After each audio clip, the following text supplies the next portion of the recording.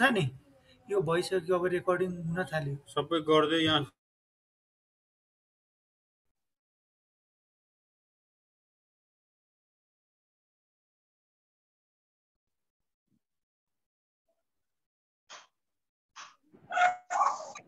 Good evening, sir.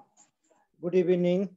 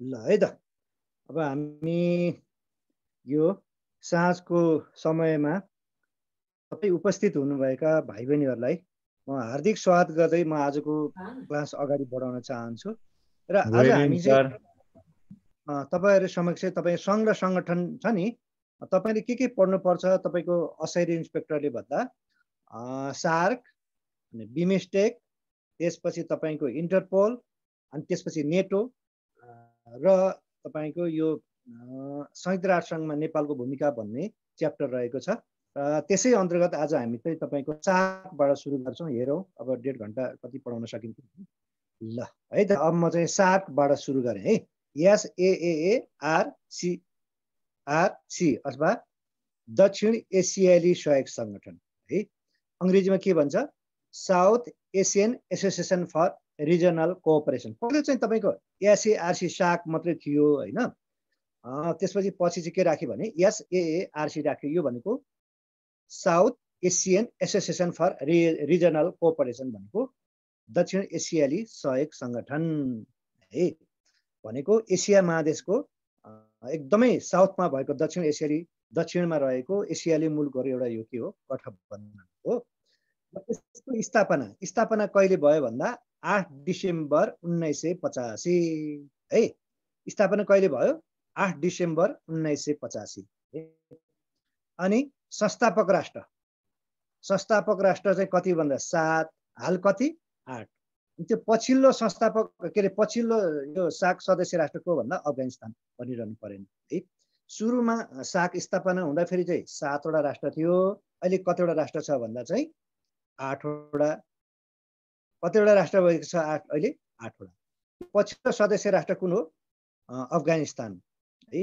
Afghanistan चाहिँ 2007 April तपाईको 4 बाट चाहिँ यो 14औं शिखर सम्मेलनबाट चाहिँ सार्कको अफगानिस्तान पनि सार्कको सदस्य भयो भनेपछि अहिले टोटल सार्कको सदस्य संख्या कति छ भन्दा 8 पहिला सुरुवातमा कति थियो भन्दा 7 थियो है अनि यसको मुख्यालय कहाँ छ भन्दा चाहिँ सार्कको मुख्यालय नेपालको राजधानी कहाँ छ काठमाडौँमा छ मुख्यालय अथवा सचिवालय भन्नुस् न हैन र सार्कको मेन मोटो भनेको नारा है यसको स्लोगन नारा चाहिँ के हो भने deeper integration for peace and prosperity भनेको गहन अखण्डताको लागि शान्ति र समृद्धि भन्ने हुन्छ है यसको मोटो भन्छ के यसको के भन्छ नारा भनौं न deeper integration for peace and prosperity भनेको गहन अखण्डताको लागि शान्ति र समृद्धि भन्ने हुन्छ है। र सार्क चाहिँ विश्वको क्षेत्रीय सङ्गठन हो होइन। यो चाहिँ संयुक्त राष्ट्रसङ्घको धारा 52 अनुसार चाहिँ स्थापना भएको जानकारी होस्।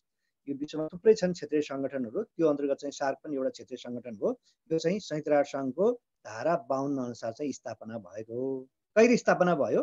8 डिसेम्बर 1985 हो। अनि सुरुमा संस्थापक राष्ट्र कति थियो? 7 वटा। अहिले कतिवटा छ? 8 वटा। अन्तिम सदस्य राष्ट्र कुन हो? अफगानिस्तान। मैले भने अफगानिस्तान चाहिँ पूर्ण रूपमा चाहिँ 14औं शिखर सम्मेलन पछि, सार्क शिखर सम्मेलन पछि अर्थात् 2007 अप्रिल 4 बाट चाहिँ अफगानिस्तान पनि सार्कको के भयो? मेम्बर भयो। अथवा सबैभन्दा कान्छो सदस्य राष्ट्र यही हो है। त्यसो त सन् 2008 मा म्यानमारले पनि तपाईँको यो सार्कको लागि सदस्यताको लागि यसले पहल गरेको थियो होइन। तर म्यानमार के अरे सङ्गठनमा छैन होइन। र सार्कको बडापत्रमा, बडापत्र भनेको मुख्य तपाईँको के विधान भनौँ न, संविधान भनौँ, बडापत्र चाहिँ कति छ भन्दा 10 धारा छ है। सार्कको बडापत्रमा कतिवटा धारा छ? 10 वटा धारा छन्। अनि 8 वटा उद्देश्य छ, 3 वटा सिद्धान्त छ र 5 वटा चाहिँ प्रमुख अङ्ग रहेको छ है। मुख्य भनेको जुन संविधान हुन्छ नि, एक खालको मस्यौदा भनौँ न, सार्कको बडापत्रमा कति धारा छ भने 10 वटा धारा छ, 8 वटा उद्देश्य छ, 3 वटा चाहिँ सिद्धान्त छ र 5 वटा चाहिँ प्रमुख अङ्गहरू रहेको छ है। के को भन्दा सार्क है।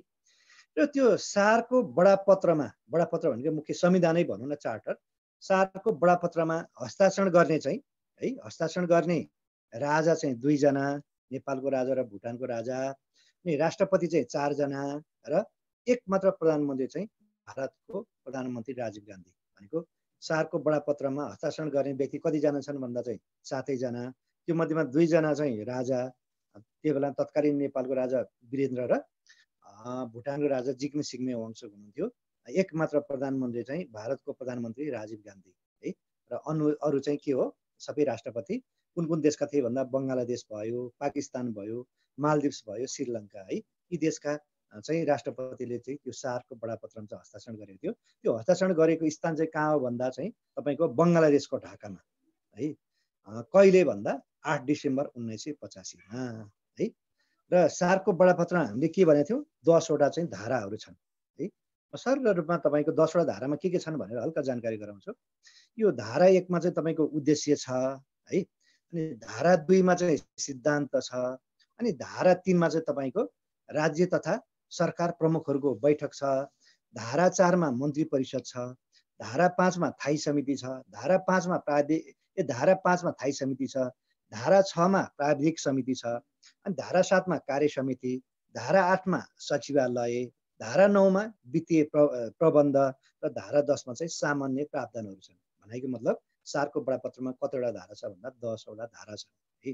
त्यो 10 वटा धारामा चाहिँ यो संस्थापक 7 वटै राष्ट्र प्रमुखहरूले चाहिँ हस्ताक्षर गरेका छन्। अहिले भनिहाल्यौँ, 2 जना राजाले, 4 जना राष्ट्रपतिले, 1 जना प्रधानमन्त्रीले र त्यो एकमात्र प्रधानमन्त्री चाहिँ भारतको प्रधानमन्त्रीको थिए, राजीव गान्धी थिए है।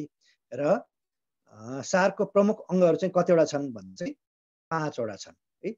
त कतै कतै तपाईँको 6 वटा पनि लेखेको छ त्यो कार्य समिति भनेर, तर त्यो कार्य समिति चाहिँ त्यो खासै अङ्गभित्र पर्दैन। अङ्ग भए पनि त्यो मुख्य अङ्गभित्र पर्दैन। भनेको सार्कका मुख्य अङ्ग कतिवटा छ भन्दा 5 वटा छन्। अब के भन्दा सबैभन्दा प्रमुख अङ्ग भनेको चाहिँ तपाईँको राष्ट्राध्यक्ष तथा सरकार प्रमुखहरूको बैठक अथवा शिखर सम्मेलन। सार्कको मुख्य अङ्गहरू चाहिँ 5 वटा छन्।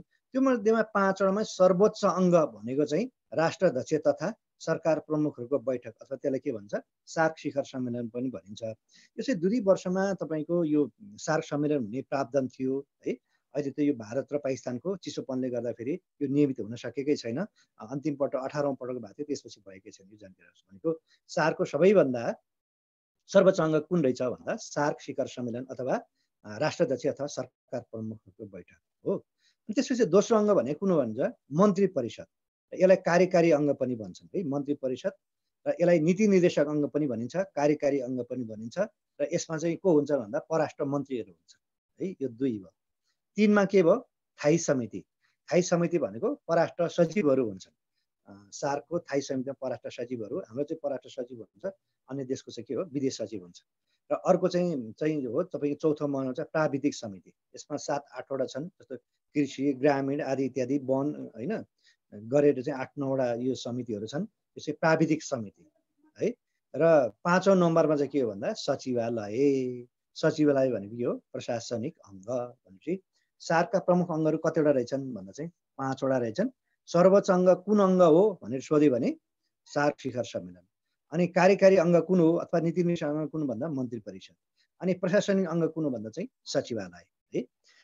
र यो मन्त्री परिषदमा को हुन्छ भन्दा परराष्ट्र चाहिँ के हुन्छ मन्त्रीहरू हुन्छन् र थाई समितिमा चाहिँ के हुन्छन् भन्दा परराष्ट्र सचिवहरू हुन्छन्। यो जानकारी होस्। र सचिवालय भनेको चाहिँ सार्कको के हो प्रशासनिक अङ्ग हो है। हामीले कुरा गरेको थियौँ सुरुमै सार्कको मुख्यालय अथवा सचिवालय कहाँ छ भन्दा चाहिँ यो चाहिँ नेपालको राजधानी काठमाडौँमा छ है। नेपालको राजधानी काठमाडौँमा छ। यो चाहिँ नेपालको राजधानी काठमाडौँ कहिलेबाट बनाइयो भन्दा 1987 जनवरी 16 तारिकबाट अथवा 2043 साल माघ 2 गतेबाट चाहिँ यो नेपालको राजधानी काठमाडौँलाई चाहिँ सार्कको सचिवालय भनेर चाहिँ घोषित गर्यो है। र यो सार्कको सचिवालय काठमाडौँमा राख्नुपर्छ भनेर प्रस्ताव गर्ने पहिलो मुलुक चाहिँ पाकिस्तान हो होइन भने भारतले चाहिँ उसकै बेङ्गलोर सहरमा चाहिँ सार्कको सचिवालय राख्ने चाहिँ उसले पहल गरेको थियो। तर पाकिस्तानले अब्जेक्सन गरिसकेपछि सार्कको सचिवालय 1987 जनवरी 16बाट चाहिँ नेपालको राजधानीको काठमाडौँ भयो। काठमाडौँ पनि त्रिवेदी मार्ग ठमेलमा छ। यो जानकारी राखोस् है। भनेको चाहिँ सार्क भनेको के रहेछ भनेर भन्नुपर्दा यो चाहिँ दक्षिण एसियाली सहयोग सङ्गठन हो। यो गठबन्धनमा सुरुमा 7वटा थियो। अहिले कतिवटा छ भन्दा अहिले चाहिँ 8वटा छ। र सबैभन्दा पछिल्लो सार्कको सदस्य राष्ट्र कुन भन्दा अफगानिस्तान 2007 अप्रिल 4बाट अथवा 14औं शिखर सम्मेलनबाट अफगानिस्तान पनि सार्कको के हो मेम्बर भयो। यो जानकारी होस्। र विश्वमा चाहिँ सार्कलाई मुलुकलाई के रूपमा चिनिन्छ भन्दा तपाईँको यो एकदम पुरुष क्लब भन्छ कि गरिबहरूको सङ्गठन रूपमा चिनिन्छ। तर सार्कमा यति धेरै जनसङ्ख्या छ कि विश्वको टोटल जनसङ्ख्याको 22% जनसङ्ख्या चाहिँ सार्कमै मौजुद छन्। किनभने चीन होइन भारत होइन पाकिस्तान बङ्गलादेशमा धेरै जनसङ्ख्याहरू छन्। त्यसो हुनाले यो सार्कमा चाहिँ विश्वमा कुल जनसङ्ख्या मध्येमा 22% जनसङ्ख्या चाहिँ यही नै जनसङ्ख्या चाहिँ के छ मौजुद छन् ल है। कम्तीमा यो चाहिँ तपाईँहरूले बुझ्नुभयो होला। र यो सार्क चाहिँ वास्तवमा कस्तो सङ्गठन हो भनेर क्षेत्रीय सङ्गठन हो। तर स्थापना चाहिँ भएको तर खासै प्रगति नगर्न नसकेको नाम मात्रैको सङ्गठनमा चाहिँ सार्क भन्दा पनि केही फरक पर्दैन। तर हामीलाई जाँचमा चाहिँ सोध्न सक्छ। यो पनि जानकारी गर्छ है त। र यो सार्ककै बारेमा तपाईँलाई भन्नुपर्दा सुन्नुहोस् है। यो सार्कको यो कुरा त हामीले कुरा गऱ्यौँ। यो सार्क तपाईँको यो क्षेत्रीय केन्द्रहरू है। सार्कको क्षेत्रीय केन्द्रहरू चाहिँ अहिले कतिवटा छ भन्दा चाहिँ तपाईँको 5वटा छ है। हामीले के कुरा गऱ्यौँ सार्कको स्थापना कुरा गऱ्यौँ होइन। त्यसपछि यसको बडापत्रको कुरा गऱ्यौँ होइन। प्रमुख अङ्गको कुरा गऱ्यौँ। र सार्कको तपाईँको क्षेत्रीय केन्द्रहरू चाहिँ कतिवटा छन् भन्दा हाल चाहिँ 5वटा छन् है। पहिला चाहिँ तपाईँको 11वटा थियो। त्यसपछि के गर्यो भन्दा चाहिँ 4वटालाई चाहिँ मर्ज गर्यो। 3वटालाई चाहिँ कोल्याप्स गर्यो। अहिले चाहिँ सार्कका क्षेत्रीय केन्द्रहरू कतिवटा छन् भन्दा तपाईँको 5वटा छन् है। अब के हुन् भनेर यो धेरै पटक सोधे पनि छ। पहिलो हो सार्क कृषि सूचना केन्द्र है। यो कहाँ छ भन्दा बङ्गलादेशको ढाकामा छ। सार्कको क्षेत्रीय केन्द्र हाल कतिवटा छन् 5वटा छन्। मैले भने नि पहिला 11वटा थियो होइन। अहिले चाहिँ कतिवटा छ 5वटा छ। 11वटा मध्येमा 4वटा चाहिँ मर्ज गर्यो। एक ठाउँमा चाहिँ के भन्दा मिसाइयो। अनि त्यसपछि 3वटा चाहिँ कोल्याप्स गर्यो। अहिले चाहिँ कतिवटा छ 5वटा रहेको छ। सार्कको पहिलो क्षेत्रीय केन्द्र के हो भनेर भन्नुपर्दा सार्क कृषि सूचना केन्द्र यो चाहिँ बङ्गलादेशको ढाकामा छ। स्थापना कहिले भयो सन् 1988 मा। अनि दोस्रो सार्क केन्द्र हो तपाईँको सार्क छेरोक केन्द्र है। यो चाहिँ तपाईँको काठमाडौँ उपत्यका भन्दा पनि भक्तपुरमा रहेको छ। यो चाहिँ 1992 मा स्थापना भएको है। दोस्रो सार्क छेरोक केन्द्र यसको कहाँ रहेको छ यो सार्क छेरोक केन्द्र भन्दा नेपालकै भक्तपुरमा रहेको छ। यो 1992 मा चाहिँ स्थापना। यसै गरी अर्को छ सार्क सांस्कृतिक केन्द्र है। सार्क सांस्कृतिक केन्द्र कहाँ छ भन्दा श्रीलङ्कामा छ। र यसको स्थापना सन् 2004 मा भएको। यो 3वटा भयो। अब चौथो हो सार्क ऊर्जा केन्द्र है। सार्क ऊर्जा केन्द्र कहाँ छ भन्दा पाकिस्तानमा छ। यो सन् 2006 मा चाहिँ के भएको स्थापना भयो। र 5औं चाहिँ हो तपाईँको सार्क वातावरण तथा विपद व्यवस्थापन केन्द्र। यो चाहिँ भारतमा रहेको छ। हो यही हो तपाईँको यो 4वटालाई मर्ज गरेर एउटै बनाएको यो सार्कको क्षेत्रीय केन्द्र यही हो। जसलाई के भन्छ सार्क वातावरण तथा विपद व्यवस्थापन केन्द्र। यो चाहिँ सन् 2014मा चाहिँ स्थापना भएको हो हैन। यो चाहिँ कहाँ छ? भारतमा रहेको छ। भनेको सारको क्षेत्रीय केन्द्र हाल कतिवटा रहेको छन् भनेर सोध्यो भने 5वटा। पहिलो सारको क्षेत्रीय केन्द्र कुन भन्दा हामीले भने सार कृषि सूचना हैन, सार कृषि सूचना केन्द्र चाहिँ पहिलो भयो। सबैभन्दा पछिल्लो चाहिँ हामीले भनेको थियौँ के रहेछ भन्दा सार वातावरण तथा विपत्ति व्यवस्थापन केन्द्र, यो चाहिँ भारतमा रहेको छ। अघि मैले भनिहालेँ त्यो 11 मध्येमा 4लाई मर्ज गरेर बनाएको हो। भनेपछि सारको क्षेत्रीय केन्द्रहरू कतिवटा छन् भन्दा चाहिँ 14वटा छन् हैन त। यति कुरा तपाईँहरूले बुझ्नुहोस्। र अहिले हामीले के कुरा गर्यौँ भन्दा सारको है, सारको प्रशासनिक अङ्ग के हो भनेर भन्दाखेरि हामीले के भन्यौँ भन्दा सारको प्रशासनिक केन्द्र भन्नाले केले बुझ्यो भन्दा सचिवालयले बुझ्यो है। सारको प्रशासनिक केन्द्र भने केले बुझिन्छ? सचिवालयले बुझिन्छ। र सारको सचिवालय कहाँ छ भन्दाखेरि हामीले कहाँ भन्यौँ? नेपालको राजधानी काठमाडौँमा छन् भन्यौँ। अनि कहिलेबाट भन्दा 2043 माघ 2 गतेबाट अथवा 1987 हैन जनवरी 16 देखि चाहिँ सारको सचिवालय अथवा हेडक्वार्टर चाहिँ कहाँ छ? हाम्रो काठमाडौँमा छ है। सारको सचिवालय भनेको के हो? प्रशासनिक अङ्ग हो। र त्यसको मुख्य व्यक्ति को हुन्छ भन्दा महासचिव हुन्छ है। महासचिव हुन्छ। र महासचिवको कार्यकाल चाहिँ पहिला चाहिँ सुरुमा चाहिँ तपाईँको 2 वर्ष थियो। 1997 अथवा तपाईँको सारको 9औं यो शिखर सम्मेलनबाट चाहिँ सारको महासचिवको कार्यकाल चाहिँ 3 वर्ष बनाइएको छ। हाल सारको महासचिवको कार्यकाल कति वर्ष छ भन्दा 3 वर्ष छ। पहिला चाहिँ कति वर्ष हुन्थ्यो? 2 वर्ष। र 9औं सार्क शिखर सम्मेलनपछि सारको महासचिवको कार्यकाल चाहिँ कति वर्ष बनायो भन्दा 3 वर्ष बनायो। अब म यही सारको महासचिवको बारेमा तपाईँलाई जानकारी गराउँछु है। यो चाहिँ तपाईँको यो वर्णानुक्रम अनुसार चाहिँ राखेको छ है। सारको यो बैठक पनि महासचिव पनि वर्णानुक्रम अनुसार चाहिँ राखेको छ।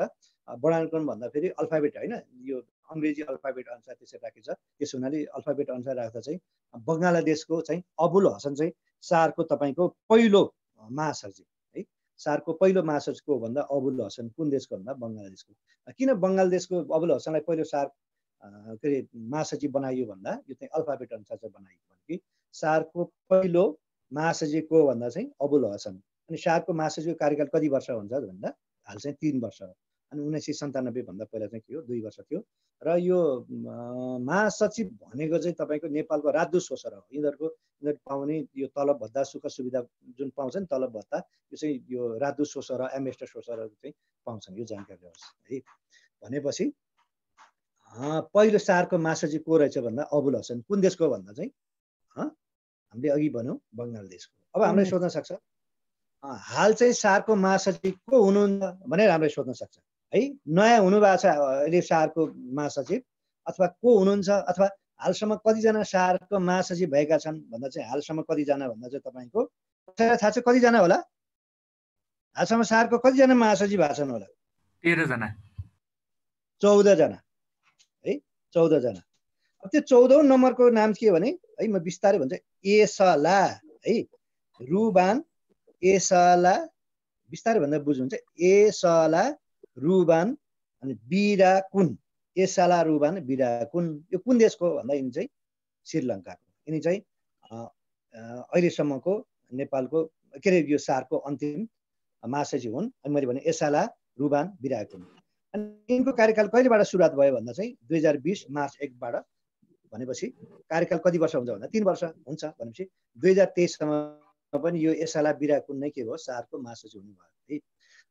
योभन्दा अगाडि चाहिँ को थियो भनेर भन्दा चाहिँ तपाईँको सुन्नुभयो होला अफजद हुसेन बिसियाल भन्ने सुन्नुभयो होला। योभन्दा अगाडि थियो तर उहाँको कार्यकाल चाहिँ अब यो सकियो है। उहाँको कार्यकाल चाहिँ 2028 फेब्रुअरीमा सकिसकेपछि 2028 फेब्रुअरी 20मा सकेपछि अझै एसला बिराकुन भन्ने श्रीलङ्काको व्यक्ति चाहिँ सारको नयाँ महासचिवमा नियुक्त हुनुभएको छ। र उहाँको कार्यकाल कहिलेबाट सुरुवात भन्दा त 1 मार्च 2020बाट चाहिँ सुरुवात भएको। अब कार्यकाल 3 वर्ष हुन्छ। 2023 सम्म चाहिँ यही एसला बिराकुन नै हुनुभयो हो। भनेपछि हालसम्म सारको कतिजना महासचिव भएका रहेछन् भन्दा चाहिँ तपाईँको 14 जना हैन। यो एउटा। अनि अर्को कुरा हामीले के सोध्छ भने 14 जना सारको महासचिव मध्ये एक मात्र महिला महासचिवको नाम के हो भनेर सोध्न सक्छ। थाहा छ त कसैलाई? अहिलेसम्म 14 जना सारको महासचिव भए त्यो मध्येमा चाहिँ 1 जना मात्रै सारको महिला महासचिव भएका छन्।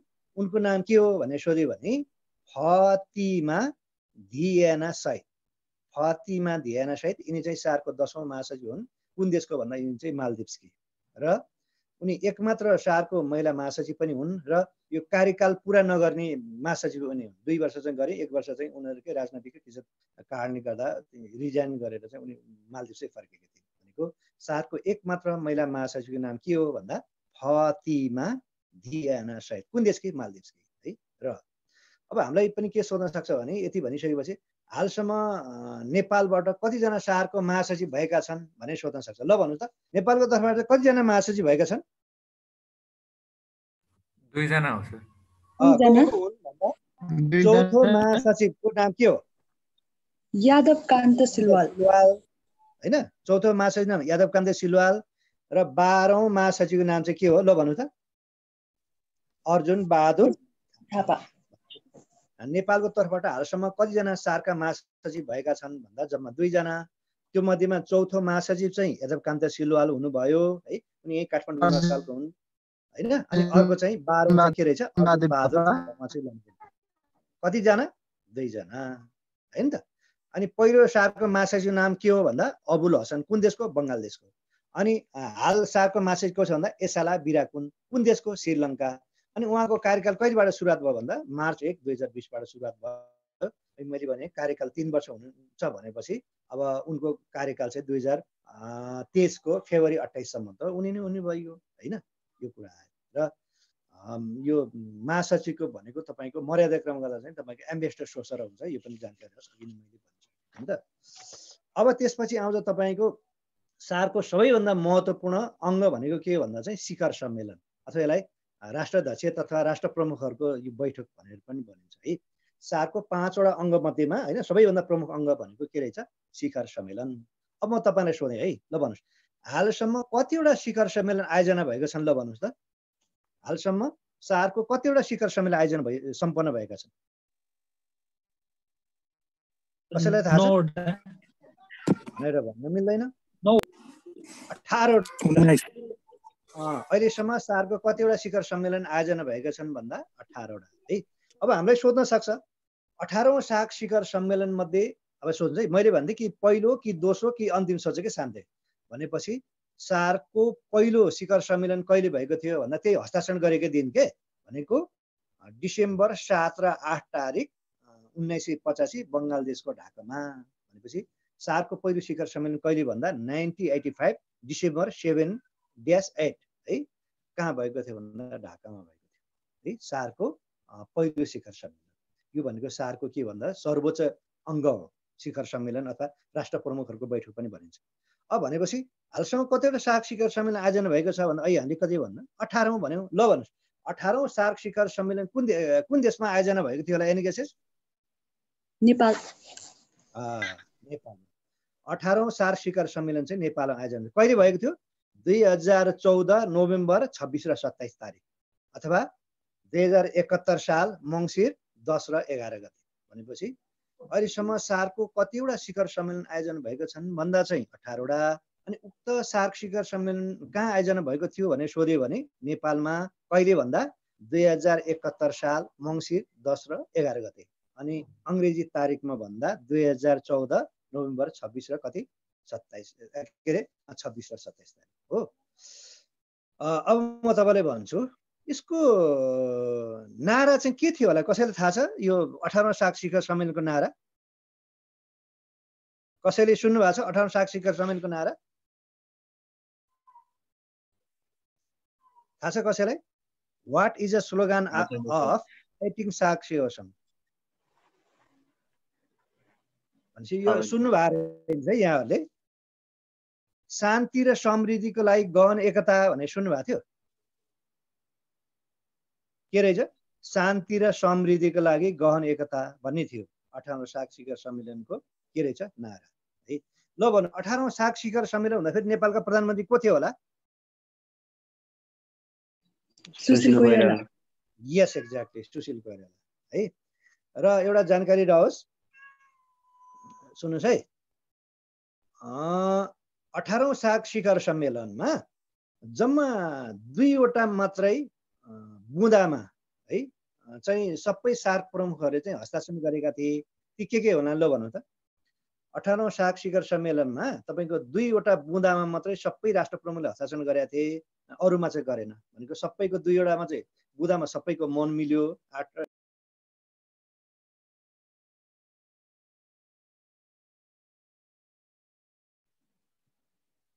सर तपाईँ म्युट हुनुभयो।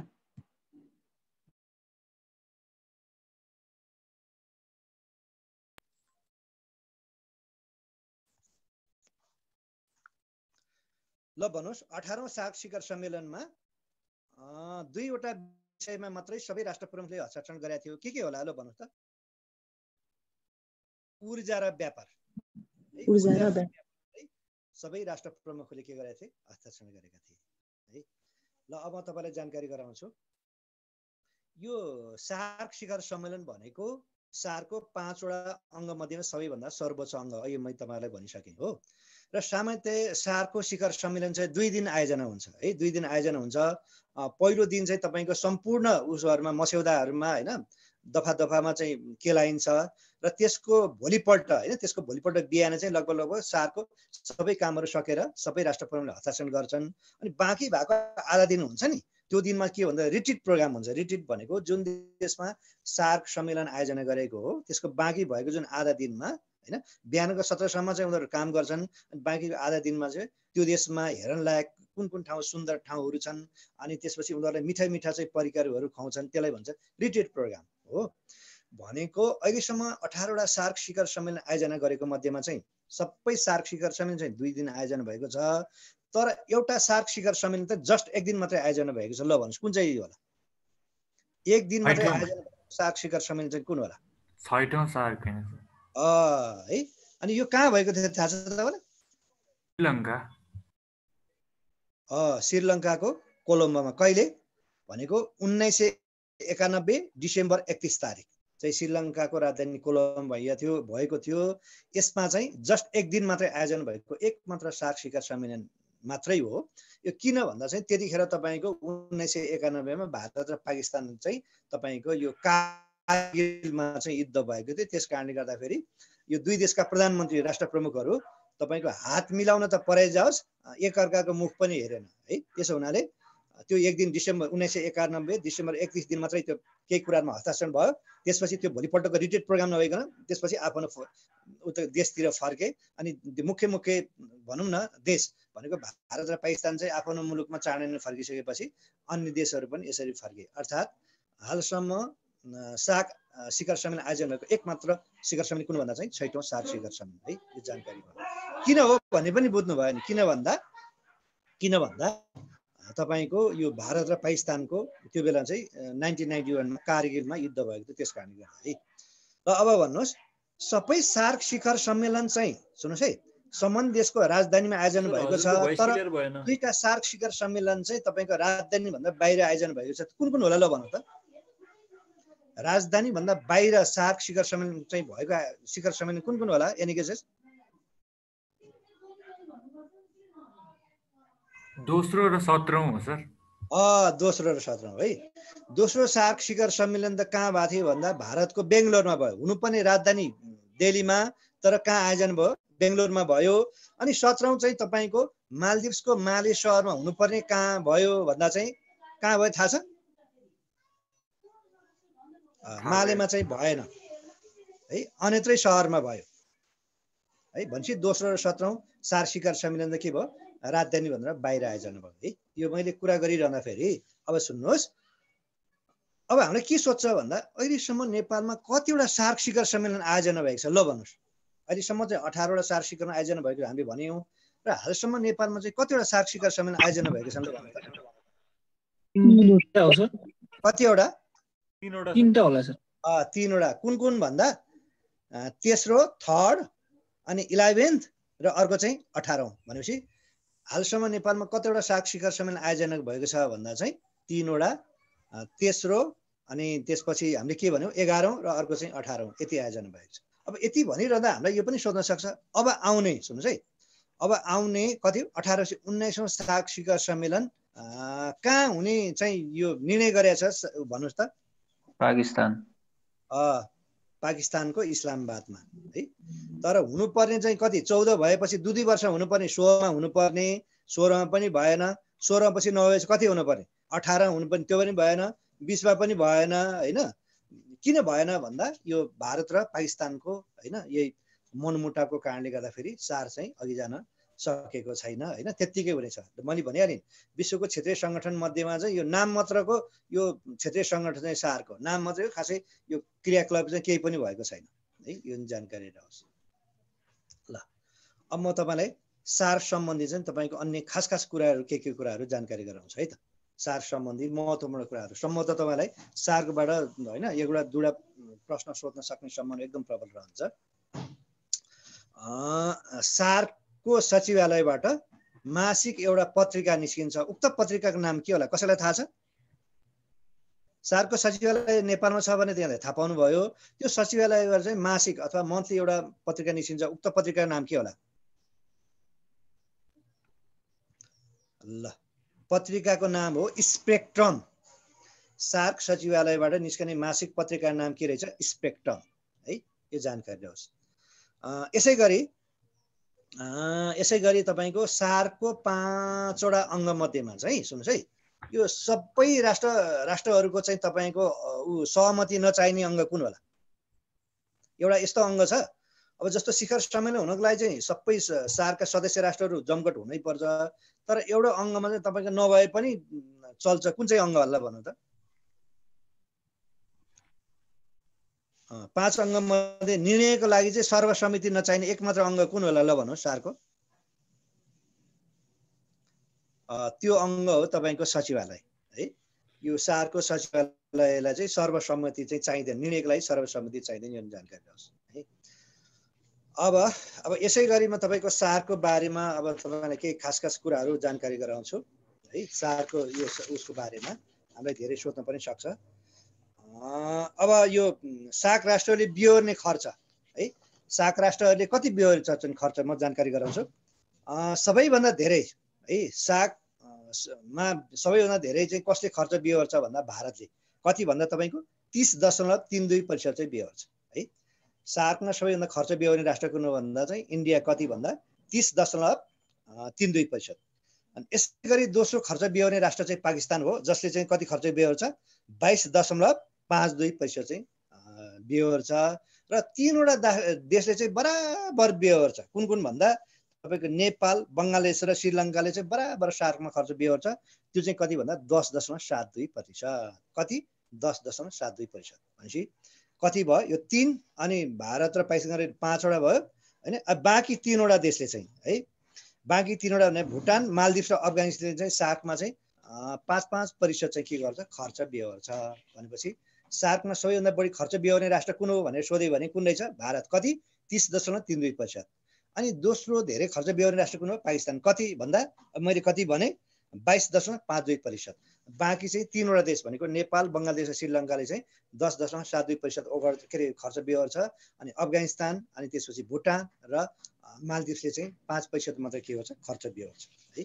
यो अनि हामीलाई यो SAARC को बारेमा यो पनि सोध्न सक्छ, म तपाईलाई जानकारी गराउँछु। यो SAARC को यो राष्ट्र ब्याङ्क हैन, के SAARC को केन्द्रीय ब्याङ्क मुद्राको यो नाउँ पनि सोधिरहेछ हैन। यसको बारेमा त हल्का अलिकति जानकारी गराउँछु। हुन त तपाईको PDF फाइलबाट पनि पाउन सक्नु होला, तै पनि जानकारी होस्। भारत है, भारतको चाहिँ तपाईको केन्द्रीय ब्याङ्कले के भन्छ भन्दा रिजर्भ ब्याङ्क अफ इन्डिया भन्छ। हाम्रो नेपाल राष्ट्र ब्याङ्क भने जस्तै भारतको सर्वोच्च ब्याङ्कलाई, सेन्ट्रल ब्याङ्कलाई के भन्छ? रिजर्भ ब्याङ्क अफ इन्डिया भन्छ। अनि भारतको करेन्सीलाई के भन्छ? रुपियाँ। म हल्का तपाईलाई जानकारी गराउँछु है। यो करेन्सीको नाउँमा करेन्सीबाट सोध्न सक्छ। 8वटा मुलुक छन् SAARC मा, त्यो मध्येमा तपाईको 3वटाको चाहिँ फरक छ है। 5वटाको चाहिँ लगभग एउटै छ, आरयुपी रुपी नै हो। 3वटाको फरक छ। भन्नै पर्दा बङ्गलादेशको मुद्राको नाम चाहिँ टाका, के अरे टाका हैन, भुटानको नेगोल्टम अनि अफगानिस्तानको चाहिँ अफगानी। यति मात्रै फरक। अरूको त सबै चाहिँ के हो भने आरयुपी रुपी नै हो। तपाईलाई भन्नै पर्दा मैले भने भारतको केन्द्रीय ब्याङ्कलाई के भन्छ? Reserve bank of India. अनि मुद्रालाई के भन्छ भन्दा मैले के भने? रुपियाँ। यसै गरी पाकिस्तानको तपाईको केन्द्रीय ब्याङ्कलाई के भन्छ? State bank of Pakistan. अनि यसको मुद्रालाई के भन्छ? रुपी अथवा आरयुपी रुपी है। अब अफगानिस्तानको केन्द्रीय ब्याङ्कलाई के भन्छ भन्दा अफगानिस्तान ब्याङ्क, मुद्रालाई के भन्छ? अफगानी हो। यसै गरी श्रीलङ्काको केन्द्रीय ब्याङ्कलाई भन्छ सेन्ट्रल ब्याङ्क अफ श्रीलङ्का अथवा सेन्ट्रल ब्याङ्क अफ श्रीलङ्का भनिन्छ अथवा सिलोन ब्याङ्क अफ श्रीलङ्का पनि भनिन्छ। यसको मुद्रालाई के भन्छ भन्दा रुपी है। यसै गरी मालदिभ्सको केन्द्रीय ब्याङ्कलाई भन्छ तपाईँको Maldives monetary authority. Maldives monetary authority यहाँको मुद्रालाई के भनिन्छ त रुपियाँ त आरयुपीपी रुपियाँ हो, तर यसले चाहिँ रुपियाँ भन्छ क्या RUFFIYE है। मालदिभ्सको केन्द्रीय ब्याङ्कलाई चाहिँ के भनिन्छ भन्दा मैले भने मालदिभ्स मोनेटरी अथोरिटी यहाँको मुद्रालाई चाहिँ के भन्छ रुपियाँ। हामी चाहिँ रुपैयाँ भन्छ, उनीले चाहिँ रुपियाँ भन्छ। यसरी बङ्गलादेशको मुद्रा के अरे केन्द्रीय ब्याङ्क नाम चाहिँ बङ्गलादेश ब्याङ्क अनि मुद्रालाई के भन्छ टाका। अब भुटानमा के छ राजतन्त्र छ, त्यसो हुनाले यहाँ चाहिँ रोयल मोनेटरी अथोरिटी भुटानको केन्द्रीय ब्याङ्कलाई के भनिन्छ रोयल मोनेटरी अथोरिटी भनिन्छ। यहाँको मुद्रालाई के भनिन्छ भन्दा नेगुल्टम भनिन्छ है। र अन्तिम चाहिँ नेपालको केन्द्रीय ब्याङ्कलाई नेपाल राष्ट्र ब्याङ्क अनि नेपालको मुद्रालाई के भन्छ त रुपियाँ भनिन्छ। भनेको मतलब तपाईँको सार्कको 8वटा राष्ट्र मध्येमा 5वटाको चाहिँ एउटै नै छ करेन्सी आरयुपीपी रुपी नै हो अङ्ग्रेजीमा, तर उसले चाहिँ मालदिभ्सले चाहिँ RUFFIYE रुपियाँ लेख्छ, अरूको त अङ्ग्रेजीमा एउटै नै हुन्छ। अनि 3वटा देशको चाहिँ फरक छ, जस्तो बङ्गलादेशको मुद्राको नाम चाहिँ टाका होइन, भुटानको मुद्राको नाम चाहिँ नेगुल्टम र अफगानिस्तान मुद्रालाई के भनिन्छ भन्दा चाहिँ अफगानी। यति मात्रै फरक पनि जानकारी होस्। अनि अर्को चाहिँ हामीलाई लगभग जाँचमा सोधिरहेको एउटा प्रश्न है, यो सार्कको राष्ट्रसँग चाहिँ नेपालको दौत्य सम्बन्ध कुन देशसँग कहिले कहिले भयो भन्ने सोध्न सक्छ, अथवा सबैभन्दा पछिल्लो पटक नेपालको कुन सार्क मुलुकसँग दौत्य सम्बन्ध भएको थियो सबैभन्दा पहिला, यो पनि सोधिरहेछ कि। ल खैर जेसुकै होस्, म पहिलोबाट नै यहाँलाई जानकारी गराउँछु। सार्क मुलुक मध्ये नेपालको सबैभन्दा पहिलो दौत्य सम्बन्ध भएको अथवा डिप्लोमेटिक रिलेसन भएको देश चाहिँ भारत हो। कहिले भयो 13 जुन 1947 है। सार्क राष्ट्र मध्येमा नेपालको सबैभन्दा पहिलो दौत्य सम्बन्ध भएको मुलुक चाहिँ भारत 13 जुन 1947। त्यसपछि तपाईँको दोस्रोमा चाहिँ पाकिस्तान पर्छ। पाकिस्तानसँग कहिले भयो 20 मार्च 1960 भयो है। यसै गरी तेस्रो दौत्य सम्बन्ध भएको चाहिँ अफगानिस्तान, योसँग चाहिँ कहिले भयो भन्दा 1 जुलाई 1961 होइन, यो चाहिँ उनी पर्छ। अझ चौथोमा पर्छ है। तेस्रोमा चाहिँ श्रीलङ्का आउँछ, श्रीलङ्कासँग चाहिँ नेपालको दौत्य सम्बन्ध भारतपछि दोस्रो है 1 जुलाई 1957 भयो श्रीलङ्कासँग नेपालको दौत्य सम्बन्ध। यसै गरी मालदिभ्ससँग नेपालको दौत्य सम्बन्ध 1 अगस्त 1980 भयो। बङ्गलादेशसँग चाहिँ तपाईँको कहिले भयो भन्दा है, बङ्गलादेशसँग कहिले भयो भन्दा 8 अप्रिल 1972 भयो। भुटानसँग चाहिँ 3 जुन 1983 भयो। यो भनाइको अर्थ के हो भने यो सार्क मुलुकसँग नेपालको दौत्यसँग सबैभन्दा पहिलो भएको देश चाहिँ इन्डिया अथवा भारत हो। कहिले भयो भन्दा 13 जुन 1947 सबैभन्दा पछिल्लो पटक नेपालको दौत्यसँग भएको सार्क मुलुक भनेको चाहिँ भुटान हो। कहिले भन्दा 3 जुन 1983 है। अनि दोस्रो चाहिँ दौत्य सम्बन्ध भएको मुलुक चाहिँ सार्क मुलुकमा चाहिँ श्रीलङ्का पर्छ। त्यो चाहिँ कहिले भन्दा 1 जुलाई 1957। यो जानकारी दिनुहोस् है। हामीलाई यी कुराहरू पनि सोध्न सक्छ, छन् त अरू कुराहरू पनि छन्, त्यो सोध्न सक्ने महत्त्वपूर्ण मध्येमा यो पनि एउटा हुने हो है त। अनि सार्क राष्ट्रले तपाईँको पनि यो के भन्छ यो सार्क घोषित वर्षहरू पनि मनाउने गरेको छ। यो सार्कमा चाहिँ सबैभन्दा पहिला कहिलेदेखि मनाउन थाल्यो भन्दा सन् 1989 देखि। सार्कले सबैभन्दा पहिला चाहिँ 1989 के वर्ष मनायो भन्दा लागु पदार्थ दुर्व्यसन तथा अवैध कारोबार विरुद्धको वर्ष भनेर चाहिँ मनायो है सार्कले सबैभन्दा पहिला 1989 र सबैभन्दा पछिल्लो पटक 2019 चाहिँ सार्कले के वर्ष मनायो भन्दा अन्तर्राष्ट्रिय आदिवासी भाषाहरूको वर्ष भनेर मनायो सबभन्दा पहिला 2019 है। 2020 चाहिँ तोकेको छैन। सार्कमा कहिलेबाट यो वर्ष मनाउन सुरु गरे भन्दा 1989बाट त्यो लागु पदार्थ अवैध होइन विरुद्धको वर्ष भनेर मनायो होइन। अनि 2019 चाहिँ अन्तर्राष्ट्रिय आदिवासी भाषाहरूको वर्ष भनेर मनायो। यो पनि जानकारी रहन्छ है त। ल अब म सार्कको बारेमा अझ अरू महत्त्वपूर्ण कुराहरूमा तपाईँलाई जानकारी गराउँदैछु, ध्यान दिएर सुन्नु होला। ल भन्नुहोस्, यो सार्क राष्ट्र मध्येमा चाहिँ भूपरिवेश राष्ट्रहरू कतिवटा छन् होला भन्नु सर? यो हजुर सर यो अलिक छिटो भयो कि अब नेटको कमजोरीले राम्रै सुनिरहेको पनि छैन, त्यही पनि त्यही माथि तपाईँ अलिक छिटो हुनुभयो साह्रै। अब केही टिप्पणी गर्न कहाँनिर बुझ्नु भएन भन्नु त? बुझ्न चाहिँ कहाँनिर बुझ्नु भएन? यो दौत्य सम्बन्धको बारेमा हो सर। अलिकति स्लो गरौँ न सर। ल ल ल है त। ल मैले भनेको थिएँ सार्कमा 8वटा कन्ट्रीहरू छन् होइन। अनि सबैभन्दा सार्क राष्ट्रमध्ये नेपालको दौत्य सम्बन्ध कुन देशसँग भयो भन्दा भारतसँग हो। कहिले भन्दा 13 जुन 1947। यो त बुझ्नु होला नि हो?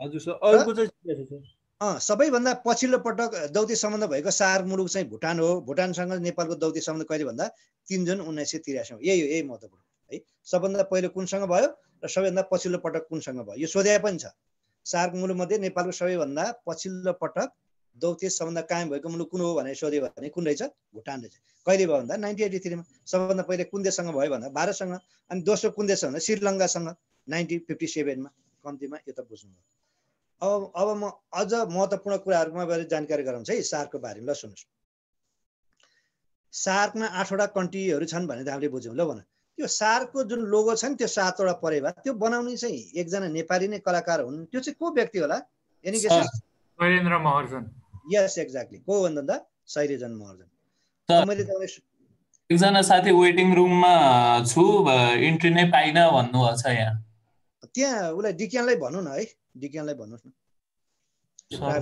डिक्यानले ल अब अर्को कुरा सुन्नुस् है त कुन चाहिँ सार्क मुलुकमा एउटा पनि नदी छैन भन्नुस् which SAARC country has not any river ल भन्नुस् एउटा सार्क मुलुकमा चाहिँ तपाईको के छैन भन्दा चाहिँ नदी छैन कुन देश होला त्यो मालदिभ्स यस कुन भन्दा मालदिभ्स किन भन्दा मालदिभ्स भन्दा समुद्र छ ल भन्नुस् यो सार्क मुलुकमा चाहिँ कतिवटा भूपरिवेष्टित राष्ट्रहरू छन् अथवा ल्यान्ड लकेट कन्ट्रीहरू कतिवटा छन् होला 3 कतिवटा ल भन्नुस् त how many land locked countries of भन्नुस् 3वटा कुन एउटा नेपाल भइहाल्यो भुटान भइहाल्यो अफगानिस्तान मुलुकमा चाहिँ 3वटा ल्यान्ड लकेट कन्ट्रीहरू छन् ल्यान्ड लकेट कन्ट्री भनेको चाहिँ हामीले भूगोलमा पढेको थियौं चारैतिर जमिनले घेरेको पानीसँग सीमाना नजोडेको हैन समुद्र नजोडेको कतिवटा छन् 3वटा यसलाई के भन्छ ल्यान्ड लकेट कन्ट्री अब मैले तपाईलाई सोधेँ ल भने सार्क मुलुकमा कतिवटा चाहिँ तपाईको जल परिवेष्टित राष्ट्रहरू छन् सी लकेट भनेको चारैतिर चाहिँ समुद्रले घेरेको जमिन न ल भन्नुस् 2वटा कुन कुन हुन् एउटा चाहिँ मालदिभ्स अनि अर्को नेक्स्ट वान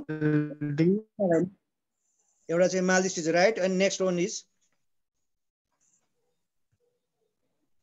तपाईहरु यसमै कन्फ्युज भयो त्यो देश हो श्रीलङ्का भनेको जल परिवेष्टि भनेको चारैतिर पानीले घेरेको राष्ट्र चाहिँ 2वटा छन् एउटा मालदिभ्स भयो अर्को चाहिँ कुन भन्दा श्रीलङ्का अफगानिस्तान जल परिवेष्टि राष्ट्र कतिवटा छन् भन्दा चाहिँ 2वटा मात्रै छन् हो ल भन्नुस् यो प्लास्टिकलाई निषेध गरेको पहिलो सार्क मुलुक कुन होला हामीलाई यस्तै सोध्न सक्छ के प्लास्टिकलाई निषेधित गरेको के पहिलो सार्क मुलुक कुन होला बंगलादेश सर बंगलादेश है ल भन्नुस् कुन सार्क मुलुकमा चाहिँ तपाईको 2वटा नागरिकताको व्यवस्था रहेको छ जस्तो एनआरएन भन्ने सुन्नु भयो होला नि जस्तो हाम्रो नेपालीहरु बाहिर गएर उतै बस्छन् कति वर्ष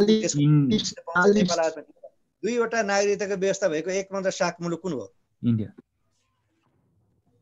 कुन होला ल भन्नुस् त बंगलादेश नै हो कि जस्तो लाग्छ हैन हो नै बंगलादेश तपाईले धेरै नबुझ्नु होला यो भनेको भने बंगलादेशको कुनै नागरिक चाहिँ 15 वर्ष अमेरिकामा बस्यो उसको उतै अमेरिकाकै सिटिजन भयो हैन उतैको नागरिक भयो उता उतै आफ्नो देशमा आउँदा फेरि आफ्नो देशकै चाहिँ हो यस्तो प्रावधान भएको मुलुक चाहिँ कुन हो भन्दा चाहिँ को रहेछ भन्दा चाहिँ बंगलादेश है यो जानकारी भयो अब हामीलाई तपाईको एउटा उनै छ के अब सार्कमा कतिवटा राष्ट्रहरू छन् भनेर अहिले हामीलाई कति हो भन्दा चाहिँ हामीले कतिवटा छौं भन्यो 8 वटा छ भन्यो है सार्कमा टोटल कन्ट्रीज कति छ 8 वटा है अब यसको केही सूत्रहरू पनि छन् तपाईलाई म विस्तारै भन्छु सार्कमा कतिवटा राष्ट्र छन् भने सोध्यो भने 8 वटा त भन्यो अब कुन कुन हुन् भनेर सोध्यो भने अथवा तलको मध्ये कुन पर्दैन भनेर सोध्न सक्छ यसको सूत्र चाहिँ हो तपाईको एमबीबीएस पानी है सार्कका राष्ट्रहरूको नाम चाहिँ के एमबीबीएस पानी अनि एम भनेको के रहेछ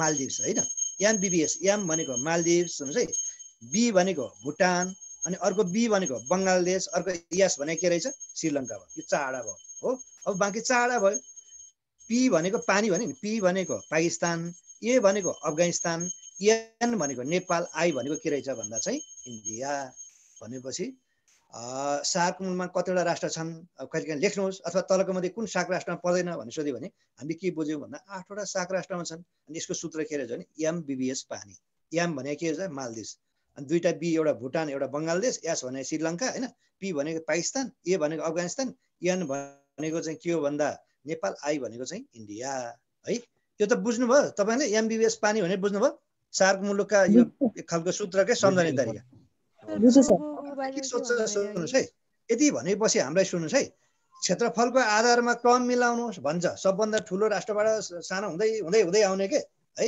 यो पनि सोध्न सक्छ। अब हामी सामान्यतया हामी के बुझ्छौँ भन्दा 8वटा राष्ट्रमा सबभन्दा धेरै जनसङ्ख्या त भारतमै छ अभियसली है, भारतमै छ। अनि त्यसपछि कहाँ छ भन्दा पाकिस्तानमा छ भने बुझ्छौँ। त्यसपछि भारत र पाकिस्तान चाहिँ बुझ्छौँ धेरै उ भएको। अनि तेस्रो चाहिँ कुन हो कसो के भन्दा चाहिँ हामीलाई एकदम अप्ठ्यारो हुन्छ है। तेस्रोबाट चाहिँ के हुन्छ, एकदम अप्ठ्यारो हुन्छ हो होइन। ल भन्नुहोस् त, यो कसैले भन्न सक्नुहुन्छ लगभग यो क्षेत्रफलको आधारमा चाहिँ हामी यो उनै गरेर भन्नुहोस् त, कुन कुन देश आउला क्षेत्रफलको आधारमा? सबभन्दा ठुलो कुन रहेछ? भारत। त्यसपछि कुन आउला? कुन आउला दोस्रोमा? पाकिस्तानै होला नि सर दोस्रोमा। पाकिस्तान आउँछ। भारत र पाकिस्तान त बुझ्नुभयो। अब तेस्रो र चौथोतिर हामी अलमल्न थाल्छौँ। र तेस्रोमा कुन कन्ट्री आउला ल भन्नु त यो क्षेत्रफलको आधारमा? बङ्गलादेश होइन, बङ्गलादेश त नेपाल भन्दा पनि सानो मानेछ साथी। अफगानिस्तान आउँछ है, अफगानिस्तान आयो हो।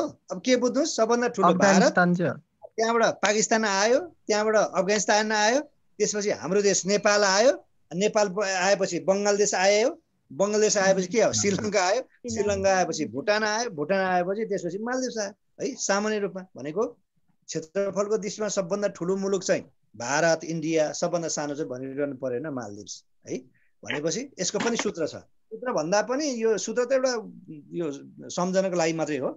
के बुझ्नुहोस् भने सबभन्दा ठुलो चाहिँ भारत होइन, त्यसपछि के रहेछ पाकिस्तान, त्यसपछि अफगानिस्तान, अनि त्यो हामी कति पर्यो चौथो नम्बरमा नेपाल। हामी भनिसकेपछि हाम्रो पछाडि के आयो? बङ्गलादेश आयो, बङ्गलादेशपछि आयो के हो श्रीलङ्का आयो, श्रीलङ्का पछि आयो के आयो भुटान आयो, भुटान आएपछि मालदिप्स आयो है। भनेको क्षेत्रफलको आधारमा ठुलादेखि साना राष्ट्रहरू। तर यसलाई उ पनि गर्न सकिन्छ है। यसलाई तपाईँको सूत्र बनाउँदा चाहिँ के भनेको नि बिपिए, सुन्नुहोस् है सूत्र बिपिएएनबी, बिपिएएनबी अनि एसबिएम पनि भनिन्छ।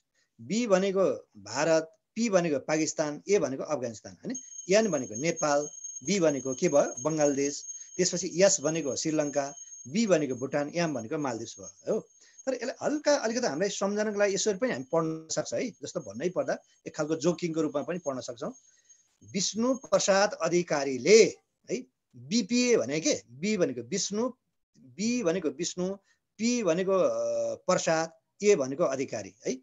विष्णु प्रसाद अधिकारीले है, हामी एनबी भनेको छ नि, विष्णु प्रसाद अधिकारीले नेभीको बिस्कुट, एनबी भनेको नेभी के, नेभीको बिस्कुट श्रीलङ्कामा बसेर मजाले खायो भनेको। विष्णु प्रसाद अधिकारीले नेभीको बिस्कुट श्रीलङ्कामा बसेर मजाले खायो हो। बी भने के रहेछ भारत होइन, विष्णु भनेको भारत, पी भनेको पाकिस्तान, ए भनेको अधिकारी भनेको थियो नि, यो भनेको अफगानिस्तान। भनेको ठुला राष्ट्र भनेको के रहेछ, पहिला भारत, अनि त्यहाँबाट पाकिस्तान, त्यहाँबाट के भयो अफगानिस्तान। अनि नेभीको बिस्कुट भनेको थियो नि, एन भनेको चाहिँ नेपाल, बी भनेको चाहिँ के रहेछ भन्दा बङ्गलादेश। नेभीको बिस्कुट कहाँ बसेर, यस भनेको श्रीलङ्कामा, बी भनेर बसेर भनेको चाहिँ बी भनेको भुटान, अनि मजाले खायो एम भनेको मालदिप्स। भनेको यो ठुलादेखि साना राष्ट्र भन्नै पर्दा हामीले के भन्यो भन्दा बिपिए एनबी एसबिएम भन्यौँ। अनि हामीले यसलाई चाहिँ अलि जोकिङको रूपमा भन्दाखेरि के भन्यो, विष्णु प्रसाद अधिकारीले, सुन्छ है, विष्णु प्रसाद अधिकारीले नेभीको बिस्कुट श्रीलङ्कामा बसेर मजाले खायो। यो एउटा सम्झने तरिका मात्रै हो। अब भन्नै पर्दा चाहिँ सबभन्दा ठुलो राष्ट्र चाहिँ भारत, त्यसपछि अझ तपाईँको यो हो कि तर खाँटी होइन एक्ज्याक्ट रूपमा चाहिँ, दोस्रो चाहिँ पाकिस्तान, तेस्रो चाहिँ अफगानिस्तान, चौथोमा हाम्रो देश नेपाल पर्यो, नेपाल पछि चाहिँ बङ्गलादेश पर्यो, त्यसपछि श्रीलङ्का पर्यो, त्यहाँबाट के पर्यो भुटान पर्यो, मालदिप्स, यो हो। अब हामीलाई के पनि सोध्छ भन्नु होला भने यसै सन्दर्भमा यो जनसङ्ख्याको हिसाबमा भने सोध्छ। अब क्षेत्रफलको त आयो, जनसङ्ख्या हिसाबमा क्रम मिलाउनुहोस् भन्दा त हामी त्यतिकै अल्मलिन्छौँ। हामीलाई चाहिँ के थाहा छ भने यसमा पनि बुझ्न सक्छौँ है। 8वटा राष्ट्रमध्ये सबभन्दा धेरै चाहिँ भारत हो पक्कै, दोस्रो चाहिँ अफगानिस्तान के अरे पाकिस्तान बुझ्छौँ, त्यसपछि तेस्रो चौथो पाँचौँ कुन कुन त्यतिकै हामी अल्मलिन्छौँ हो कि होइन है। र यसलाई पनि तपाईँलाई म हल्का रूपमा भनिदिन्छु है त है। हामी क्षेत्रफलको त सायद धेरैलाई यो क्षेत्रफलको बारेमा तपाईँलाई आयो, धेरै पल्ट सोधेको छ यो क्रम मिलाउनु भनेर, कसैलाई केही कन्फ्युज छ छैन सर? ल अब म तपाईँलाई यो जनसङ्ख्याको आधारमा भन्छु कि 8वटा राष्ट्र मध्येमा भनिरहनु परेन, सबैभन्दा ठुलो इन्डिया नै हो, त्यसपछि के हो पाकिस्तान हो, यो पनि बुझ्यौँ। अब तेस्रो चौथो पाँचौँ कुन कुन भन्दा हामी अल्म लिन्छौँ। अब यसमा पनि म तपाईँलाई हल्का रूपमा बजाउँछु। अब जनसङ्ख्या आधारमा सबभन्दा ठुलो राष्ट्र नम्बर 1 मा इन्डिया हो, दोस्रोमा कुन पर्यो, पाकिस्तान पर्यो हो। अब तेस्रो नम्बरमा चाहिँ कुन देश पर्यो भन्दा चाहिँ बङ्गलादेश पर्यो, जहाँ 14 करोड भन्दा बढी जनसङ्ख्या छ। तेस्रोमा के पर्यो, बङ्गलादेश पर्यो। अनि चौथोमा कुन पर्यो भन्दा अफगानिस्तान पर्यो हो। अनि त्यसपछि पाँचौँमा कुन पर्यो भन्दा नेपाल पर्यो। अनि नेपाल पछि कुन पर्यो भन्दा श्रीलङ्का पर्यो। अनि त्यसपछि कुन पर्यो भन्दा भुटान पर्यो। अन्तिममा चाहिँ सानो राष्ट्रपछि मालदिप्सै भयो। भनेपछि म सरल भनिन्छ है, जनसङ्ख्या आधारमा सार्कका ठुला राष्ट्र सबभन्दा पहिला चाहिँ इन्डिया, दोस्रो पाकिस्तान, तेस्रो बङ्गलादेश हैन। क्षेत्रफल आधारमा बङ्गलादेश के थियो, एकदमै पाँचौँ नम्बरमा थियो, यहाँ चाहिँ तेस्रो नम्बरमा आयो। चौथो चाहिँ अफगानिस्तान, पाँचौँ चाहिँ नेपाल, छैटौँमा श्रीलङ्का, सातौँमा भुटान, आठौँमा चाहिँ कुन पर्यो, मालदिप्स। यसलाई पनि हल्का यो सूत्र बनाउनु पर्दा चाहिँ यसरी पनि बनाउन सकिन्छ है। भन्नै पर्दा आइबिपी हैन, आइबिपी अनि डिएस अनि एएन्स अनि बिएम भनेर पनि बुझिन्छ है। आइबिपी अनि एएनएस अनि बिएम, यो भनेर चाहिँ फेरि कसरी पनि एउटा जोकिङ गर्न सकिन्छ भन्दा एउटा वाक्य एई भनेको ईश्वरी प्रसाद बुढाथोकीले, आइपिबी भनेको आई भनेको ईश्वरी, पी भनेको प्रसाद, बी भनेको बुढाथोकी भनेको ईश्वरी प्रसाद बुढाथोकीले, एएनएस भनेको आइसर दिदा, बिएम भनेको blunder mistake. Ishwari Prasad बुढाथोकीले answer दिँदा ब्लन्डर मिस्टेक भनेको, ईश्वरी प्रसाद भनेको आई भनेको इन्डिया, पी भनेको पाकिस्तान हैन, बी भनेको बङ्गलादेश, आइन्स भनेको छ नि, ए भनेको अफगानिस्तान, एन भनेको नेपाल, एस भनेको श्रीलङ्का। अनि ब्लन्डर मिस्टेक भनेको छ। अनि ब्लन्डर मिस्टेक ब्लन्डर भने नि मिस्टेकै हो हैन, ग्रेट मिस्टेक। बी भनेको चाहिँ अब भुटान भयो, एम भनेको मालदिप्स भयो। भनाइको मतलब जनसङ्ख्याको आधारमा सबभन्दा ठुलो देश त इन्डिया, त्यसपछि के आयो, पाकिस्तान आयो। अनि तेस्रोमा के हो, बङ्गलादेश, बङ्गलादेश एकदम धेरै जनसङ्ख्या छ। चौथोमा चाहिँ के आयो, अफगानिस्तान आयो हैन।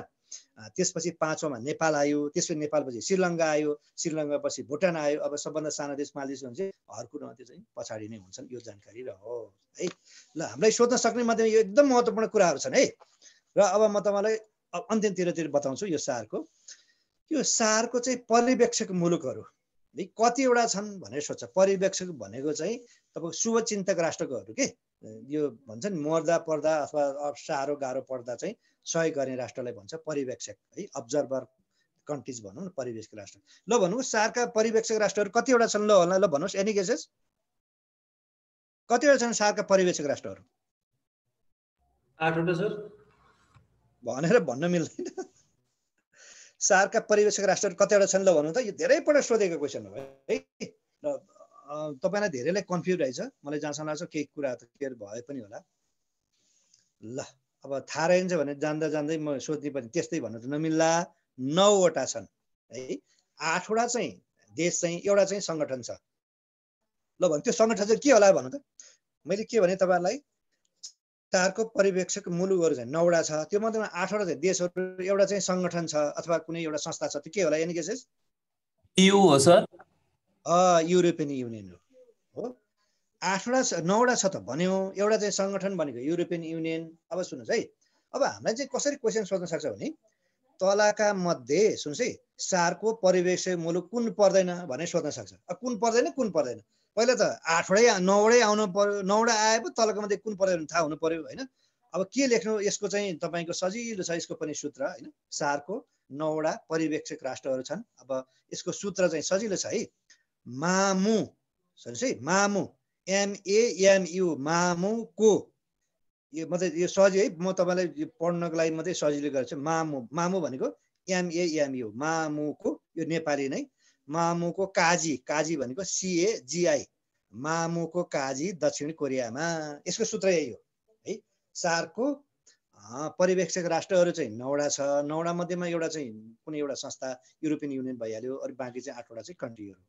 यसको सूत्र के भयो, के भने मैले, मामुको काजी दक्षिण कोरियामा। अब कुन कुन हुन् त मामु भन्दा छन्। मा भनेको MAMU भन्थ्यो नि, एम भनेको म्यानमार, सुन्नुहोस् है, एम भनेको के रहेछ, म्यानमार। अनि ए भनेको अमेरिका, अनि एम भनेको के हो, मौरिसस, अनि यु भनेको युरोपियन युनियन। यो कतिवटा भयो, 4 वटा भयो। मामु भने म फेरि जान्छु है, मैले मामुको काजी दक्षिण कोरिया भनेको थिएँ नि। एम भनेको चाहिँ म्यानमार अथवा बर्मा हैन। अनि ए भनेको चाहिँ अमेरिका, अनि एम भनेको मौरिसस हैन, यु भनेको युरोपियन युनियन हैन। अनि कतिवटा भयो? यो 4वटा भयो। अब काजी कतिवटा भयो? फेरि 4वटा थप्न पर्यो। सी भनेको के रहेछ? चाइना है। अनि का भनेको मध्यमा, सी भनेको चाइना, ए भनेको के रहेछ? अस्ट्रेलिया, जी भनेको के हो? जापान, अनि आई भनेको के रहेछ? इरान। अनि यो कतिवटा भयो? 8वटा भयो। अब 9वटा के हो? अनि दक्षिण कोरिया भने जोड्दा दक्षिण कोरिया जोड्दा कतिवटा हुन्छ भन्दा 9वटा हुन्छ भनेको यसको सूत्र। मामुको काजी दक्षिण कोरियामा, याम ए याम यु मामु। जी भनेको कुन छ? हजुर, जी भनेको कुन? जी भनेको जापान, अनि आई भनेको इरान है। अब सुन्नुहोस् है, यहाँ 2टा ए छ है, सुन्नुहोस् 2टा ए छ। एउटा ए चाहिँ अस्ट्रेलिया, एउटा ए चाहिँ अमेरिका, याम पनि 2टा छ। एउटा याम चाहिँ म्यानमार, अर्को याम चाहिँ के भने मैले मौरिसस भनेको मामुको काजी दक्षिण कोरिया भनेको सार्क सङ्गठनको पर्यवेक्षक राष्ट्र कतिवटा छन् भन्दा 9वटा छन्। कसैले के कन्फ्युज छ? यो पढ्न सजिलो के, तपाईँलाई चाहियो नि त्यही हो खासमा। कसैले के छ कन्फ्युज? छैन सर। सायद कन्फ्युज भएन होला है। ल अब धेरै कुरा चाहिँ नगरौँ, तर कहिलेकाहीँ यो पनि सोधिन सक्छ है। म तपाईँलाई यो सार्कको मुलुकहरू बारेमा, जस्तो भुटानको राष्ट्रिय भाषालाई के भनिन्छ भने सोध्न सक्छ। कसैलाई थाहा छ? नेपालको राष्ट्रिय भाषा नेपाली भने भुटानको राष्ट्रिय भाषा के होला? Any guesses? Dzongkha. Sir Dzongkha. अनि मालदिभ्सको नेसनल ल्याङ्ग्वेजलाई के भनिन्छ? दिव्याई।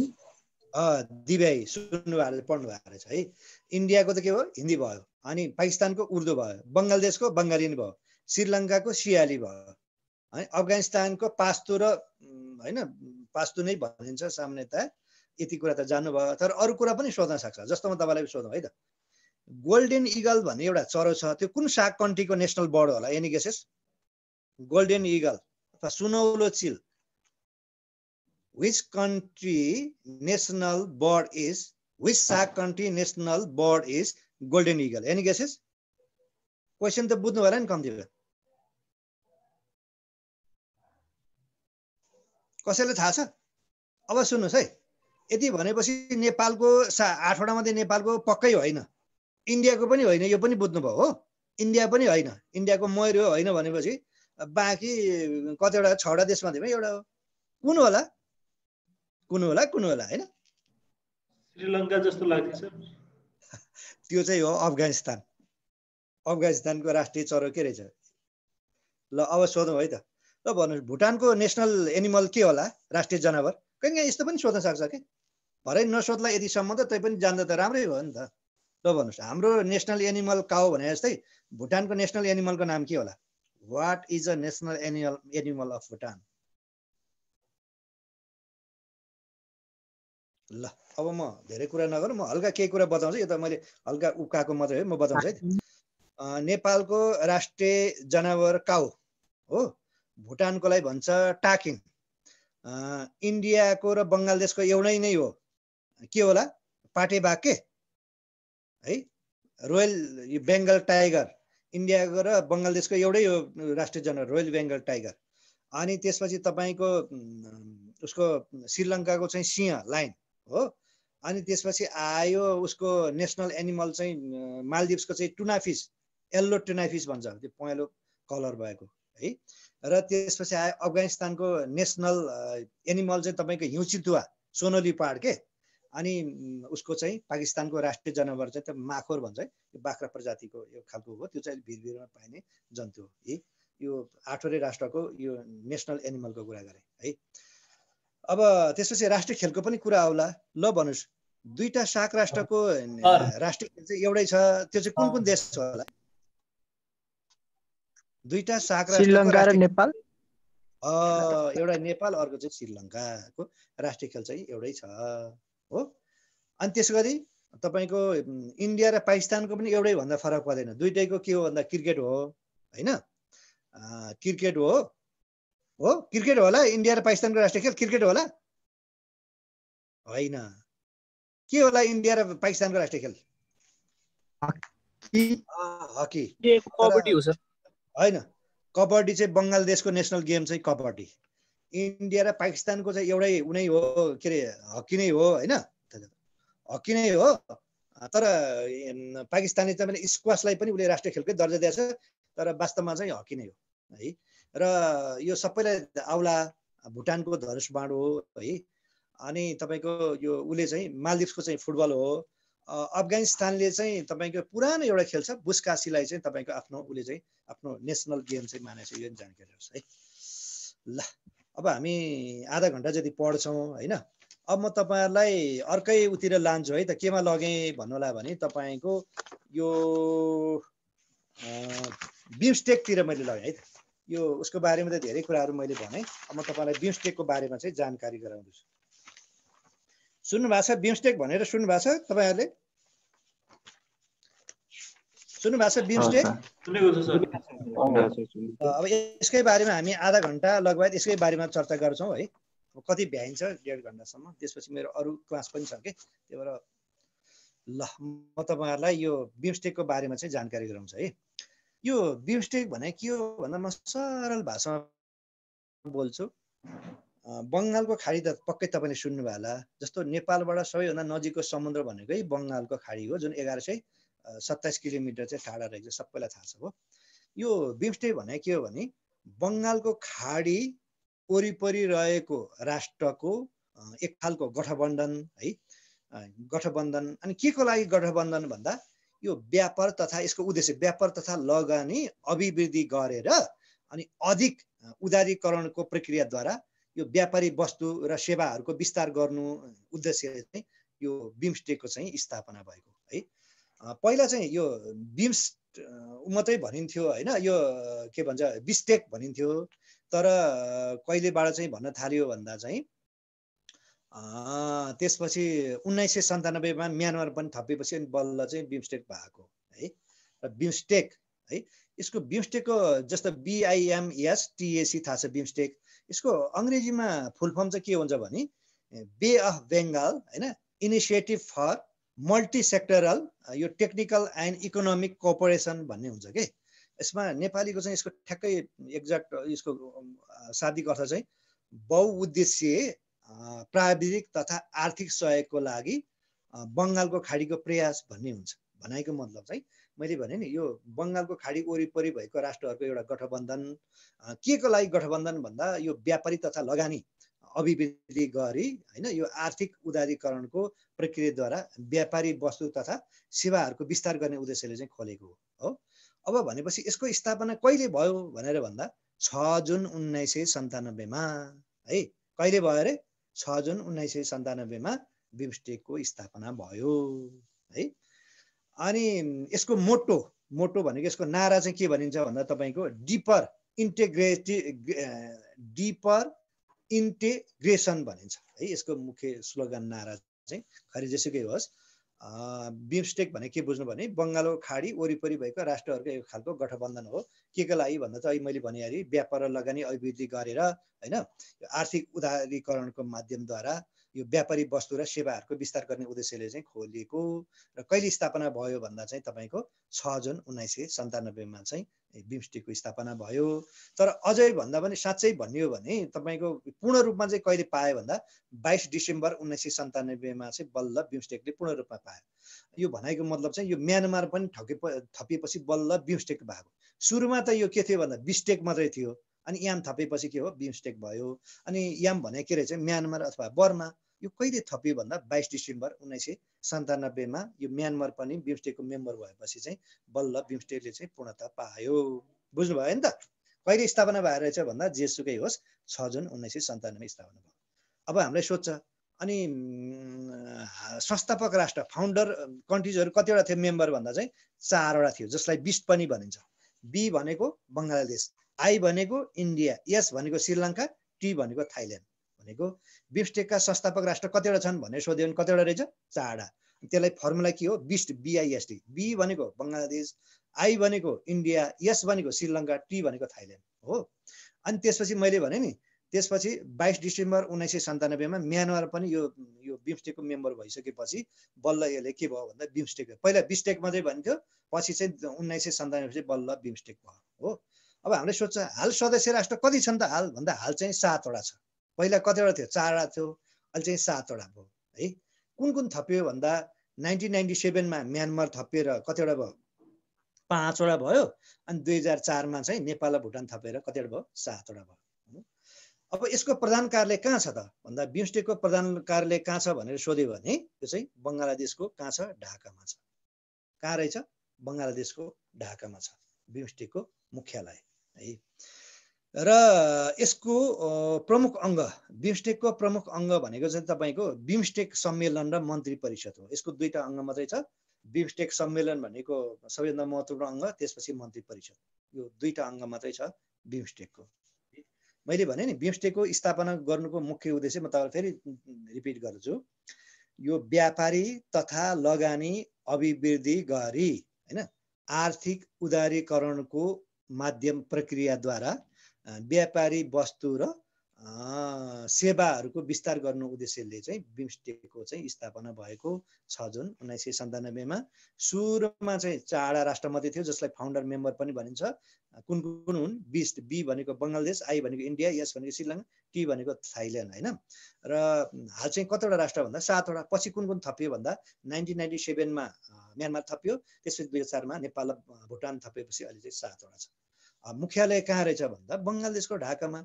अनि यसको प्रमुख अङ्ग के हो भन्दा यो बिमस्टेक सम्मेलन र मन्त्री परिषद हो मुख्य है। र यसको मुख्य अङ्ग भनेको नै यसको के भन्दा शिखर सम्मेलनहरू हो है। यो कुन कुन कति वर्षमा हुन्छ भने त खासै टुङ्गो छैन हैन। तैपनि अब म यो बिमस्टेकको हालसम्म भएका शिखर सम्मेलनको बारेमा चाहिँ जानकारी गराउँछु है त। अब बिमस्टेकको प्रथम शिखर सम्मेलन कहिले भयो भन्दा 2004 जुलाई 31 मा कहाँ भयो? थाइल्यान्डको ब्याङ्ककमा भयो। भनेको बिमस्टेकको पहिलो शिखर सम्मेलन चाहिँ बिस्तारै भन्दैछु 2004 जुलाई 31 कहाँ भयो? ब्याङ्कक थाइल्यान्डमा भयो है। ब्याङ्कक थाइल्यान्डमा भयो। यसै गरी तपाईँको दोस्रो शिखर सम्मेलन चाहिँ 4 वर्षपछि है 2008 है 2008 नोभेम्बर 13 तारिक कहाँ भयो? नयाँ दिल्ली भारतमा भयो। नयाँ दिल्ली भारतमा भयो हो। यो चाहिँ कति? दोस्रो। 4 वर्षको अन्तरलम्ब भएको छ। अब त्यसै एकैचोटि तेस्रो शिखर सम्मेलन चाहिँ एकैचोटि धेरै वर्षपछि भनेको 14 भनेपछि अब 14 बाट 8 घटाउँदा कति हुन्छ तपाईले गर्नु होला? 6 वर्षपछि 2014 मार्च 3 र 4 तारिकमा चाहिँ कहाँ भयो भन्दा नेपिट म्यानमारमा भयो है। पहिला यो म्यानमारको राजधानी रङ्गुन भनिन्थ्यो 99 मा, त्योभन्दा पछाडि याङ्गुन भन्यो। अहिले चाहिँ यो म्यानमारको राजधानी चाहिँ नेपिट भनिन्छ। भनेको बिमस्टेकको तेस्रो शिखर सम्मेलन चाहिँ 2014 मार्च 3 र 4 तारिक म्यानमारको कहाँ भयो? नेपिटमा भयो। यो कति भयो? तेस्रो। अब चौथो शिखर सम्मेलन चाहिँ 2018 सुन्नुस् है अगस्त 30 र 31 तारिक 2018 अगस्त 30 र 31 तारिक नेपालको राजधानी कहाँ भयो? काठमाडौँमा भयो। भनेको अहिलेसम्म बिमस्टेकको 7 शिखर सम्मेलन कति पटक भएको छ भन्दा 4 पटक भएको छ। म तपाईँलाई फेरि भन्छु, पहिलो बिमस्टेकको 7 शिखर सम्मेलन 2004 जुलाई 31 तारिक थाइल्यान्डको ब्याङ्ककमा भयो है। त्यसैगरी अब दोस्रो शिखर सम्मेलन त्यसको 4 वर्षपछि 2008 नोभेम्बर 13 तारिकमा नयाँ दिल्ली भारतमा भयो। अनि तेस्रो शिखर सम्मेलन चाहिँ एकैचोटि 6 वर्षपछि सन् 2014 मार्च 3 र 4 तारिक यो म्यानमारको नेपिटमा भयो। र चौथो शिखर सम्मेलन चाहिँ हाम्रो देश नै नेपालमा भएको हो। कहिले भएको भन्दा 2018 अगस्त 30 र 31 काठमाडौँ नेपालमा भयो हो। अब हामीले सोध्न सक्छ पाँचौं शिखर सम्मेलन कहिले र कहाँ हुने भएको छ भनेर सोध्न सक्ला। अब हुन चाहिँ श्रीलङ्का हुने भने तय गरिएको छ 2022 मा। अब हुन्छ कि हुँदैन थाहा छैन है। तर अब आउँदो पाँचौं यो बिमस्टेकको शिखर सम्मेलन चाहिँ यो श्रीलङ्काको राजधानी कोलम्बोमा हुने चाहिँ प्रस्ताव चाहिँ गरेको छ। यो जानकारी रहोस् है। र यो बिमस्टेकको यो संगठनात्मक स्वरूप यो भन्नुपर्दा मलाई हल्का यो त्यति महत्त्वपूर्ण छैन, तर सुनिराख्नु। यो मुख्य अङ्ग चाहिँ दुईटा भनिहालेँ मैले। एउटा चाहिँ मन्त्री परिषद, अर्को चाहिँ सम्मेलन भने हैन। बिमस्टेक सम्मेलन र मन्त्री परिषद मुख्य अङ्गहरू।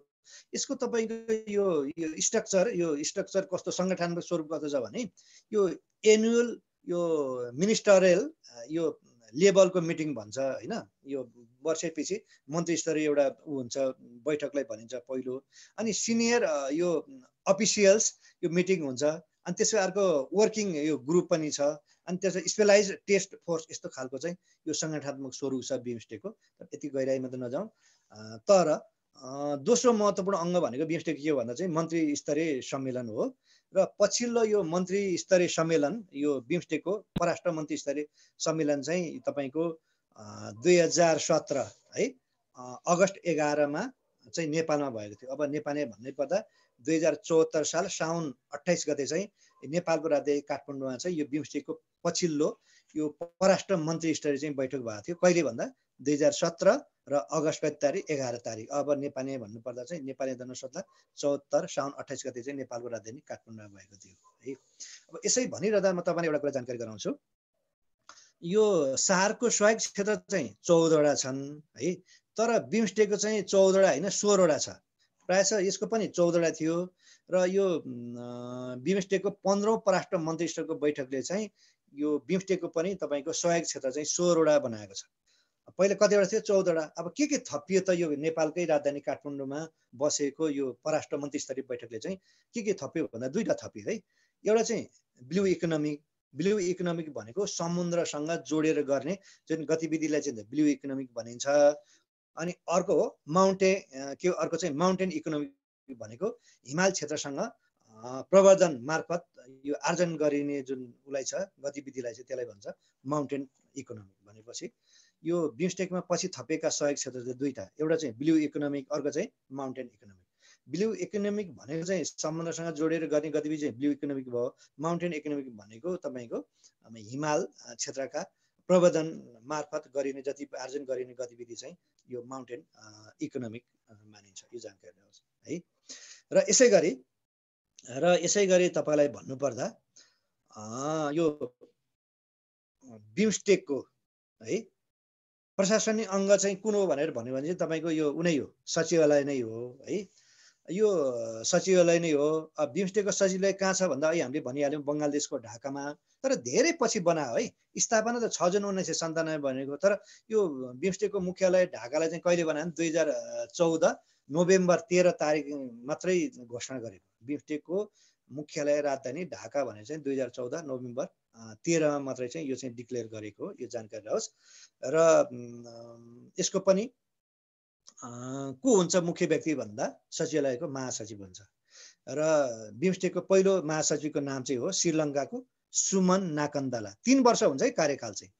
भनेको बिमस्टेकको पहिलो महासचिवको नाम के भन्दा सुमन नाकन्दला। 3 वर्ष नै हुन्छ उसको के भन्छ कार्यकाल।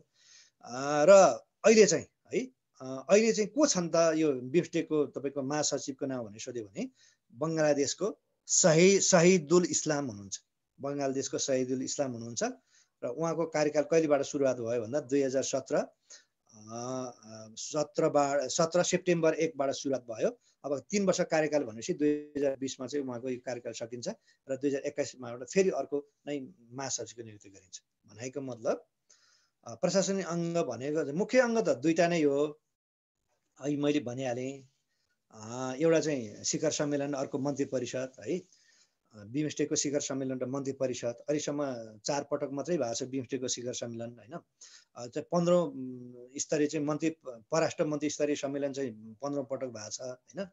र पहिलो महासचिव को हुन् भन्दा बिमस्टेकको मैले भने सुमन नाकन्दला, कुन देशको भन्दा श्रीलङ्काको।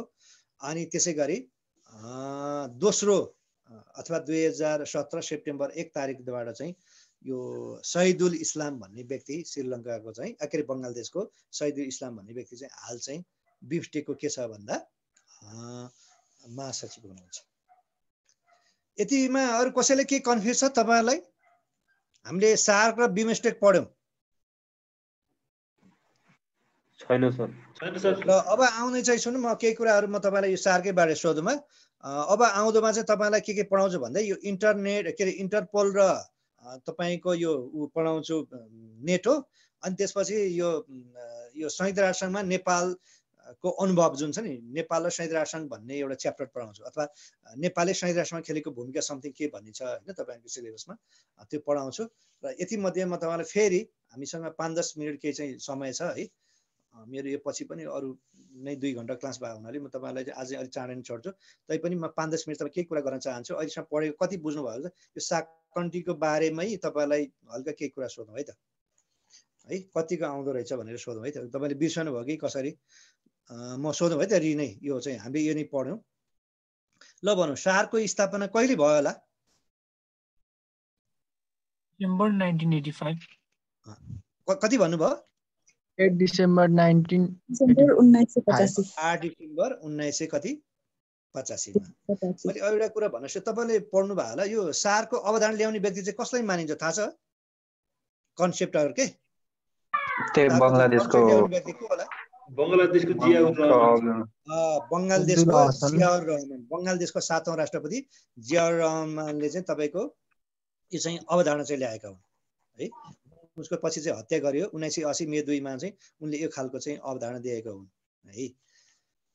ल यो सारको लोगोमा कतिवटा परेवाको चिन्ह छ यहाँ थाहा छ तपाईलाई?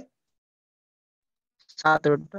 7वटा, किनभने पछि अफगानिस्तान मात्रै। ल भनौँ सार्कमा सबै राष्ट्रले चाहिँ बडापत्रमा हस्ताक्षर गरेको छ। सार्कको बडापत्रमा हस्ताक्षर नगर्ने एकमात्र राष्ट्र कुन होला? अफगानिस्तान हो सर। होला हैन, हो नै अफगानिस्तानै हो सार्कको बडापत्रमा हस्ताक्षर नगर्ने हैन, किनभने पछि हो। मैले भने नि 14औं शिखर सम्मेलन अथवा 2007 अप्रिल 4 बाट चाहिँ अफगानिस्तान बल्ल सार्कमा चाहिँ जोइन भएको। त्योभन्दा अगाडि उसको कुनै खासको मूल्य मान्यता थिएन है। ल भन्नुहोस् त यो सार्कै बारेमा तपाईलाई सोधौं। रेबन भनेको चाहिँ अंग्रेजीमा भोटे काग भन्ने हुन्छ के। रेबन चस्मा सुन्नु होला, त्यसको अर्थ हुन्छ निखर कालो भन्ने अर्थ हुन्छ। ल भन् रेबन भन्ने चाहिँ को अंग्रेजी ठ्याक्कै उल्था गर्दा भोटे काग हो। ल भन्छ यो भोटे काग चाहिँ कुन चाहिँ सार्क राष्ट्रको नेशनल बर्ड होला?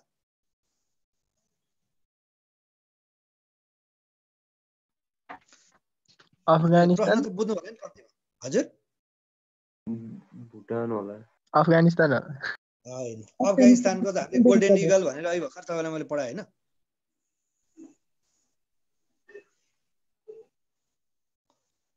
भुटानको नेशनल बर्ड चाहिँ रेबन।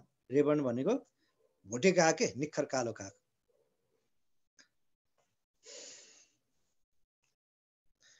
अनि एकमात्र राजतन्त्रात्मक के अरे सार्क राष्ट्र कुन होला अथवा राजा भएको एकमात्र सार्क मुलुक कुन होला? भुटान। त्यो त भुटान हो सर। यो त अन्य त सबैलाई थाहा छ, तर एउटा कुरा के थाहा छैन थाहा छ? भुटानको राजा चाहिँ हाल को छन् त? धेरैलाई थाहा नभएको कुरो चाहिँ यही हो। भुटानमा राजा छ भने सबै कुरा थाहा छ। भुटान राजा त्यति विधि गतिविधि गर्दैनन् के, त्यही भएर त्यति हुँदैन। अझ म तपाईलाई एउटा कुरा हिँड्दियो, भुटानको राजाको जुन उ छ नि, राजा जुन हाल हुनुहुन्छ, यो चाहिँ तपाईको यो अक्सफोर्ड विश्वविद्यालयमा पढेका पनि हुन्, वेस्टर्न कल्चर बुझेका पनि हुन् र दुनियाँकै ह्यान्डसम राजाभित्र पनि पर्छ। र त्यो राजाको जन्म चाहिँ हाम्रै पाटन हस्पिटलमा भएको। जिग्मे सिग्मे वाङचुक त त्यो राजाको बाउको नाम हो। जिग्मे केसर। धेरैलाई नआउने यही हो। सुन, सार्क राष्ट्र मध्येमा एकमात्र राष्ट्र भुटान पनि थियो, सबैलाई थाहा छ, तर भुटानको राजा के हो भन्ने थाहा छैन। म त हल्का बताउँछु है। म तपाईलाई एउटा कुरा बताउँ, भुटानमा कस्तो खालको सिस्टम छ भने तपाईको एटलिस्ट सांसद हुनु पनि तपाईको स्नातक हुनुपर्छ के, बिए सोसेर पास हुनुपर्छ। र राजा होस् अथवा मन्त्री होस् जेसुकै होस् 65 वर्षपछि चाहिँ राजनीति चाहिँ रिटायर हुन्छ हो। त्यही भएर यिनको बाउले जिग्मे सिग्मे वाङचुकले चाहिँ 65 वर्ष पुगिसकेपछि सन् 2008 मा चाहिँ आफ्नो छोराले राजगद्दी चाहिँ सुम्पिया थियो। भनेपछि 2008 देखि चाहिँ भुटानको राजा को छन् भनेर भन्नुपर्दा सुन्छ है, जिग्मे खेसर नामग्याल हुनुहुन्छ। बुझ्नुभयो? जिग्मे खेसर नामग्याल भुटानको राजा। अहिले विश्वमा 27वटा देशमा राजा छन्, त्यो मध्ये सबैभन्दा ह्यान्डसम राजाभित्र पर्छन् यिनी, जिग्मे खेसर नामग्याल अहिले भुटानको राजा।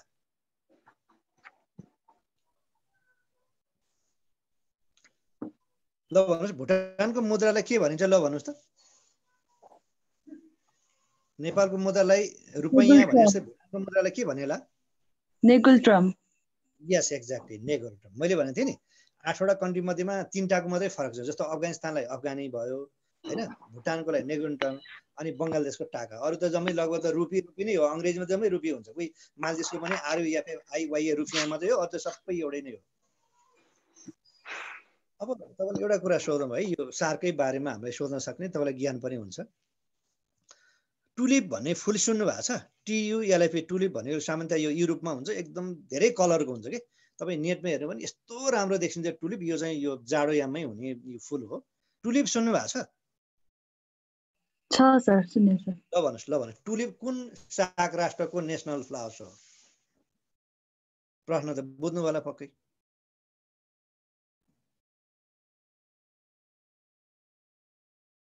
नेपालको हो त? होइन नेपालको त होइन भारतको पनि होइन। भारतको के हो भन्दा कमल लोटस हो है। ल भन्नुहोस्। सायद तपाईँहरूले नसुनेको कि इन्ट्रेस्टिङ हुन्छ नि त। सबैभन्दा पहिले त हाम्रो वरिपरिको बारेमा जान्नु पर्यो नि। संसार चिन्ह त पहिले त वरिपरि राष्ट्रहरूको जान्नु पर्यो। बङ्गलादेशको हो? बङ्गलादेशको चाहिँ होइन, अफगानिस्तान हो। कुन देशको रहेछ? अफगानिस्तान। पिङ्क रोज भनेको गुलाफी के गुलाफी। ल भन्नु गुलाफ चाहिँ कुन साग राष्ट्रको नेसनल फ्लावर होला? पिङ्क रोज पनि भन्छ। गुलाब कुन साग राष्ट्रको नेसनल फ्लावर हो? श्रीलङ्का। त्यो चाहिँ हो तपाईको मालदिप्स। मालदिप्स को नेसनल फ्लावर चाहिँ गुलाब, पिङ्क रोज भन्छ। तपाईको यो ढुकुर भने थाहा छ? डोभ हैन? यस डोभ के ढुकुर है। त्यो मध्येमा पनि तपाईको अलि ठुलो खालको ढुकुरलाई तम्मे ढुकुर भन्छ के, अथवा पानी ढुकुर भनेर पनि भन्छ। ल भन त्यो डोभ चाहिँ कुन साग मुलुकको नेसनल बर्ड होला? प्रश्न त बुझ्नु भएन नि एटलिस्ट कम्तीमा। भरे नसोध्ला, तर यो अलिक तपाईलाई इन्ट्रेस्टिङ हुन्छ नि त साग राष्ट्रिय बारेमा जान्दा जति भन्दा धेरै जान्दा। थाहा भएन सर। ल भन्नुहोस्। मालदिप्सको राष्ट्रिय पक्षी है, राष्ट्रिय पक्षी के रहेछ? ढुकुर। अनि तपाईँले लुइचे भन्ने सुन्नु भएको छ? अङ्ग्रेजीमा जङ्गल फाउल भन्छ। यो लुइचे चाहिँ कुन चाहिँ साग राष्ट्रको नेसनल बर्ड होला त? नेपालको होइन, भारतको पनि होइन होइन, अफगानिस्तान चाहिँ हुँदै होइन, गोल्डन इगल भनिहाल्यौँ, मालदिप्सको पनि होइन रहेछ। ल भने जङ्गल फाउल अथवा लुइचे। एउटा जानकारी यो लुइचेबाट नि वास्तवमा यो चाहिँ उ भयो है, के भन्छ यो अहिले घर कुखुरा भएको। लुइचेबाट यसलाई वन कुखुरा पनि भन्छ। त्यो वन कुखुराबाट अनि घरमा पालेको। हजुर बङ्गलादेश भनेर भन्न मिल्दैन, त्यो चाहिँ हो श्रीलङ्का। श्रीलङ्काको नेसनल चाहिँ के हो? लुइचे है। ल भने सार्क मुलुकको सबैभन्दा ठुलो ताल चाहिँ कुन होला?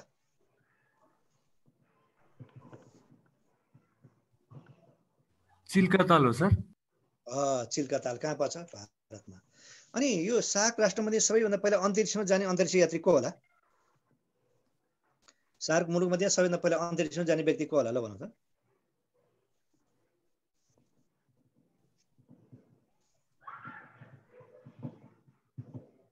सातवटामा 8वटा राष्ट्रहरू छन्, त्योमध्ये सबैभन्दा पहिला अन्तरिक्षमा जाने सार्क मुलुकको पहिलो व्यक्ति को होला? यो पनि सोध्न सक्छ है, याद गर्नुहोस्। जे पनि सोध्न सक्छ अफिसियल लेभलमा। असै होइन, इन्सपेक्टरमा सोध्न सक्ला। ल म तपाईँलाई यो नसुनेकै परेछ कतिपय कुराहरू। यो राकेश शर्मा है, उनी चाहिँ 1982 मा त्यो तपाईँको उबाट रसियाबाट चाहिँ अन्तरिक्षमा गएको थियो। जसो राकेश शर्मा चाहिँ पहिलो सार्क मुलुकको पुरुष अन्तरिक्ष यात्री, कल्पना चावला चाहिँ पहिलो महिला अन्तरिक्ष यात्री सार्क मुलुक भरिको है। फेरि बुझ्नु है, बुझ्नु। राकेश शर्मा चाहिँ पहिलो पुरुष अन्तरिक्ष यात्री सार्क मुलुक भरिको, अनि तपाईँको कल्पना चावला चाहिँ मैले के भने, उनी चाहिँ पहिलो महिला अन्तरिक्ष यात्री हुन्। ल है। र अर्को दिन चाहिँ म तपाईँलाई सुन्छु है। अर्को दिन चाहिँ इन्टरपोल, बिमस्टेक र संयुक्त राष्ट्रसङ्घमा नेपालको भूमिका है, यो च्याप्टर चाहिँ पढाउँछु अर्को दिन। र आजलाई चाहिँ म यहाँलाई चाहिँ है यही यो क्लासलाई बिट मार्दै भाइ बहिनीबाट चाहिँ आजको लागि चाहिँ म बिदा हुन्छु है त। हाम्रो नोट कहिलेसम्म आउँछ? हस् सर। नोट चाहिँ लगभग यो मैले दिइ नै सकेको छु होइन। राजेन सरले सोध्नु होला, त्यहाँबाट तपाईँहरूलाई पिडिएफ फाइल चाहिँ मगाउनुहोस् न। यो इतिहास भूगोल अरू त सबै उही नै हो। तपाईँलाई अलिकति फरक भने करेन्ट एफेयर्स मात्रै हो, अरू त सबै लगभग त उस्तै हो। अलिकति फरक भनेको नेपालको क्षेत्रफलमा है भनिहालेँ, यो चाहिँ ठ्याक्कै एक्ज्याक्ट आएको छैन। त्यो 1,181 वर्ग किलोमिटर हो। ऊ चाहिँ 516 बढेको, गुगलले चाहिँ 1,47,000 त्यही 516 देखाएको छ होइन। अरू त उही नै हो, लगभग त इतिहास नै उही हो, भूगोलै उही हो, यो सार्क कन्ट्री पनि लगभग उही नै हो। एकचोटि कुरा गरौँ न डिकेन्सन है त।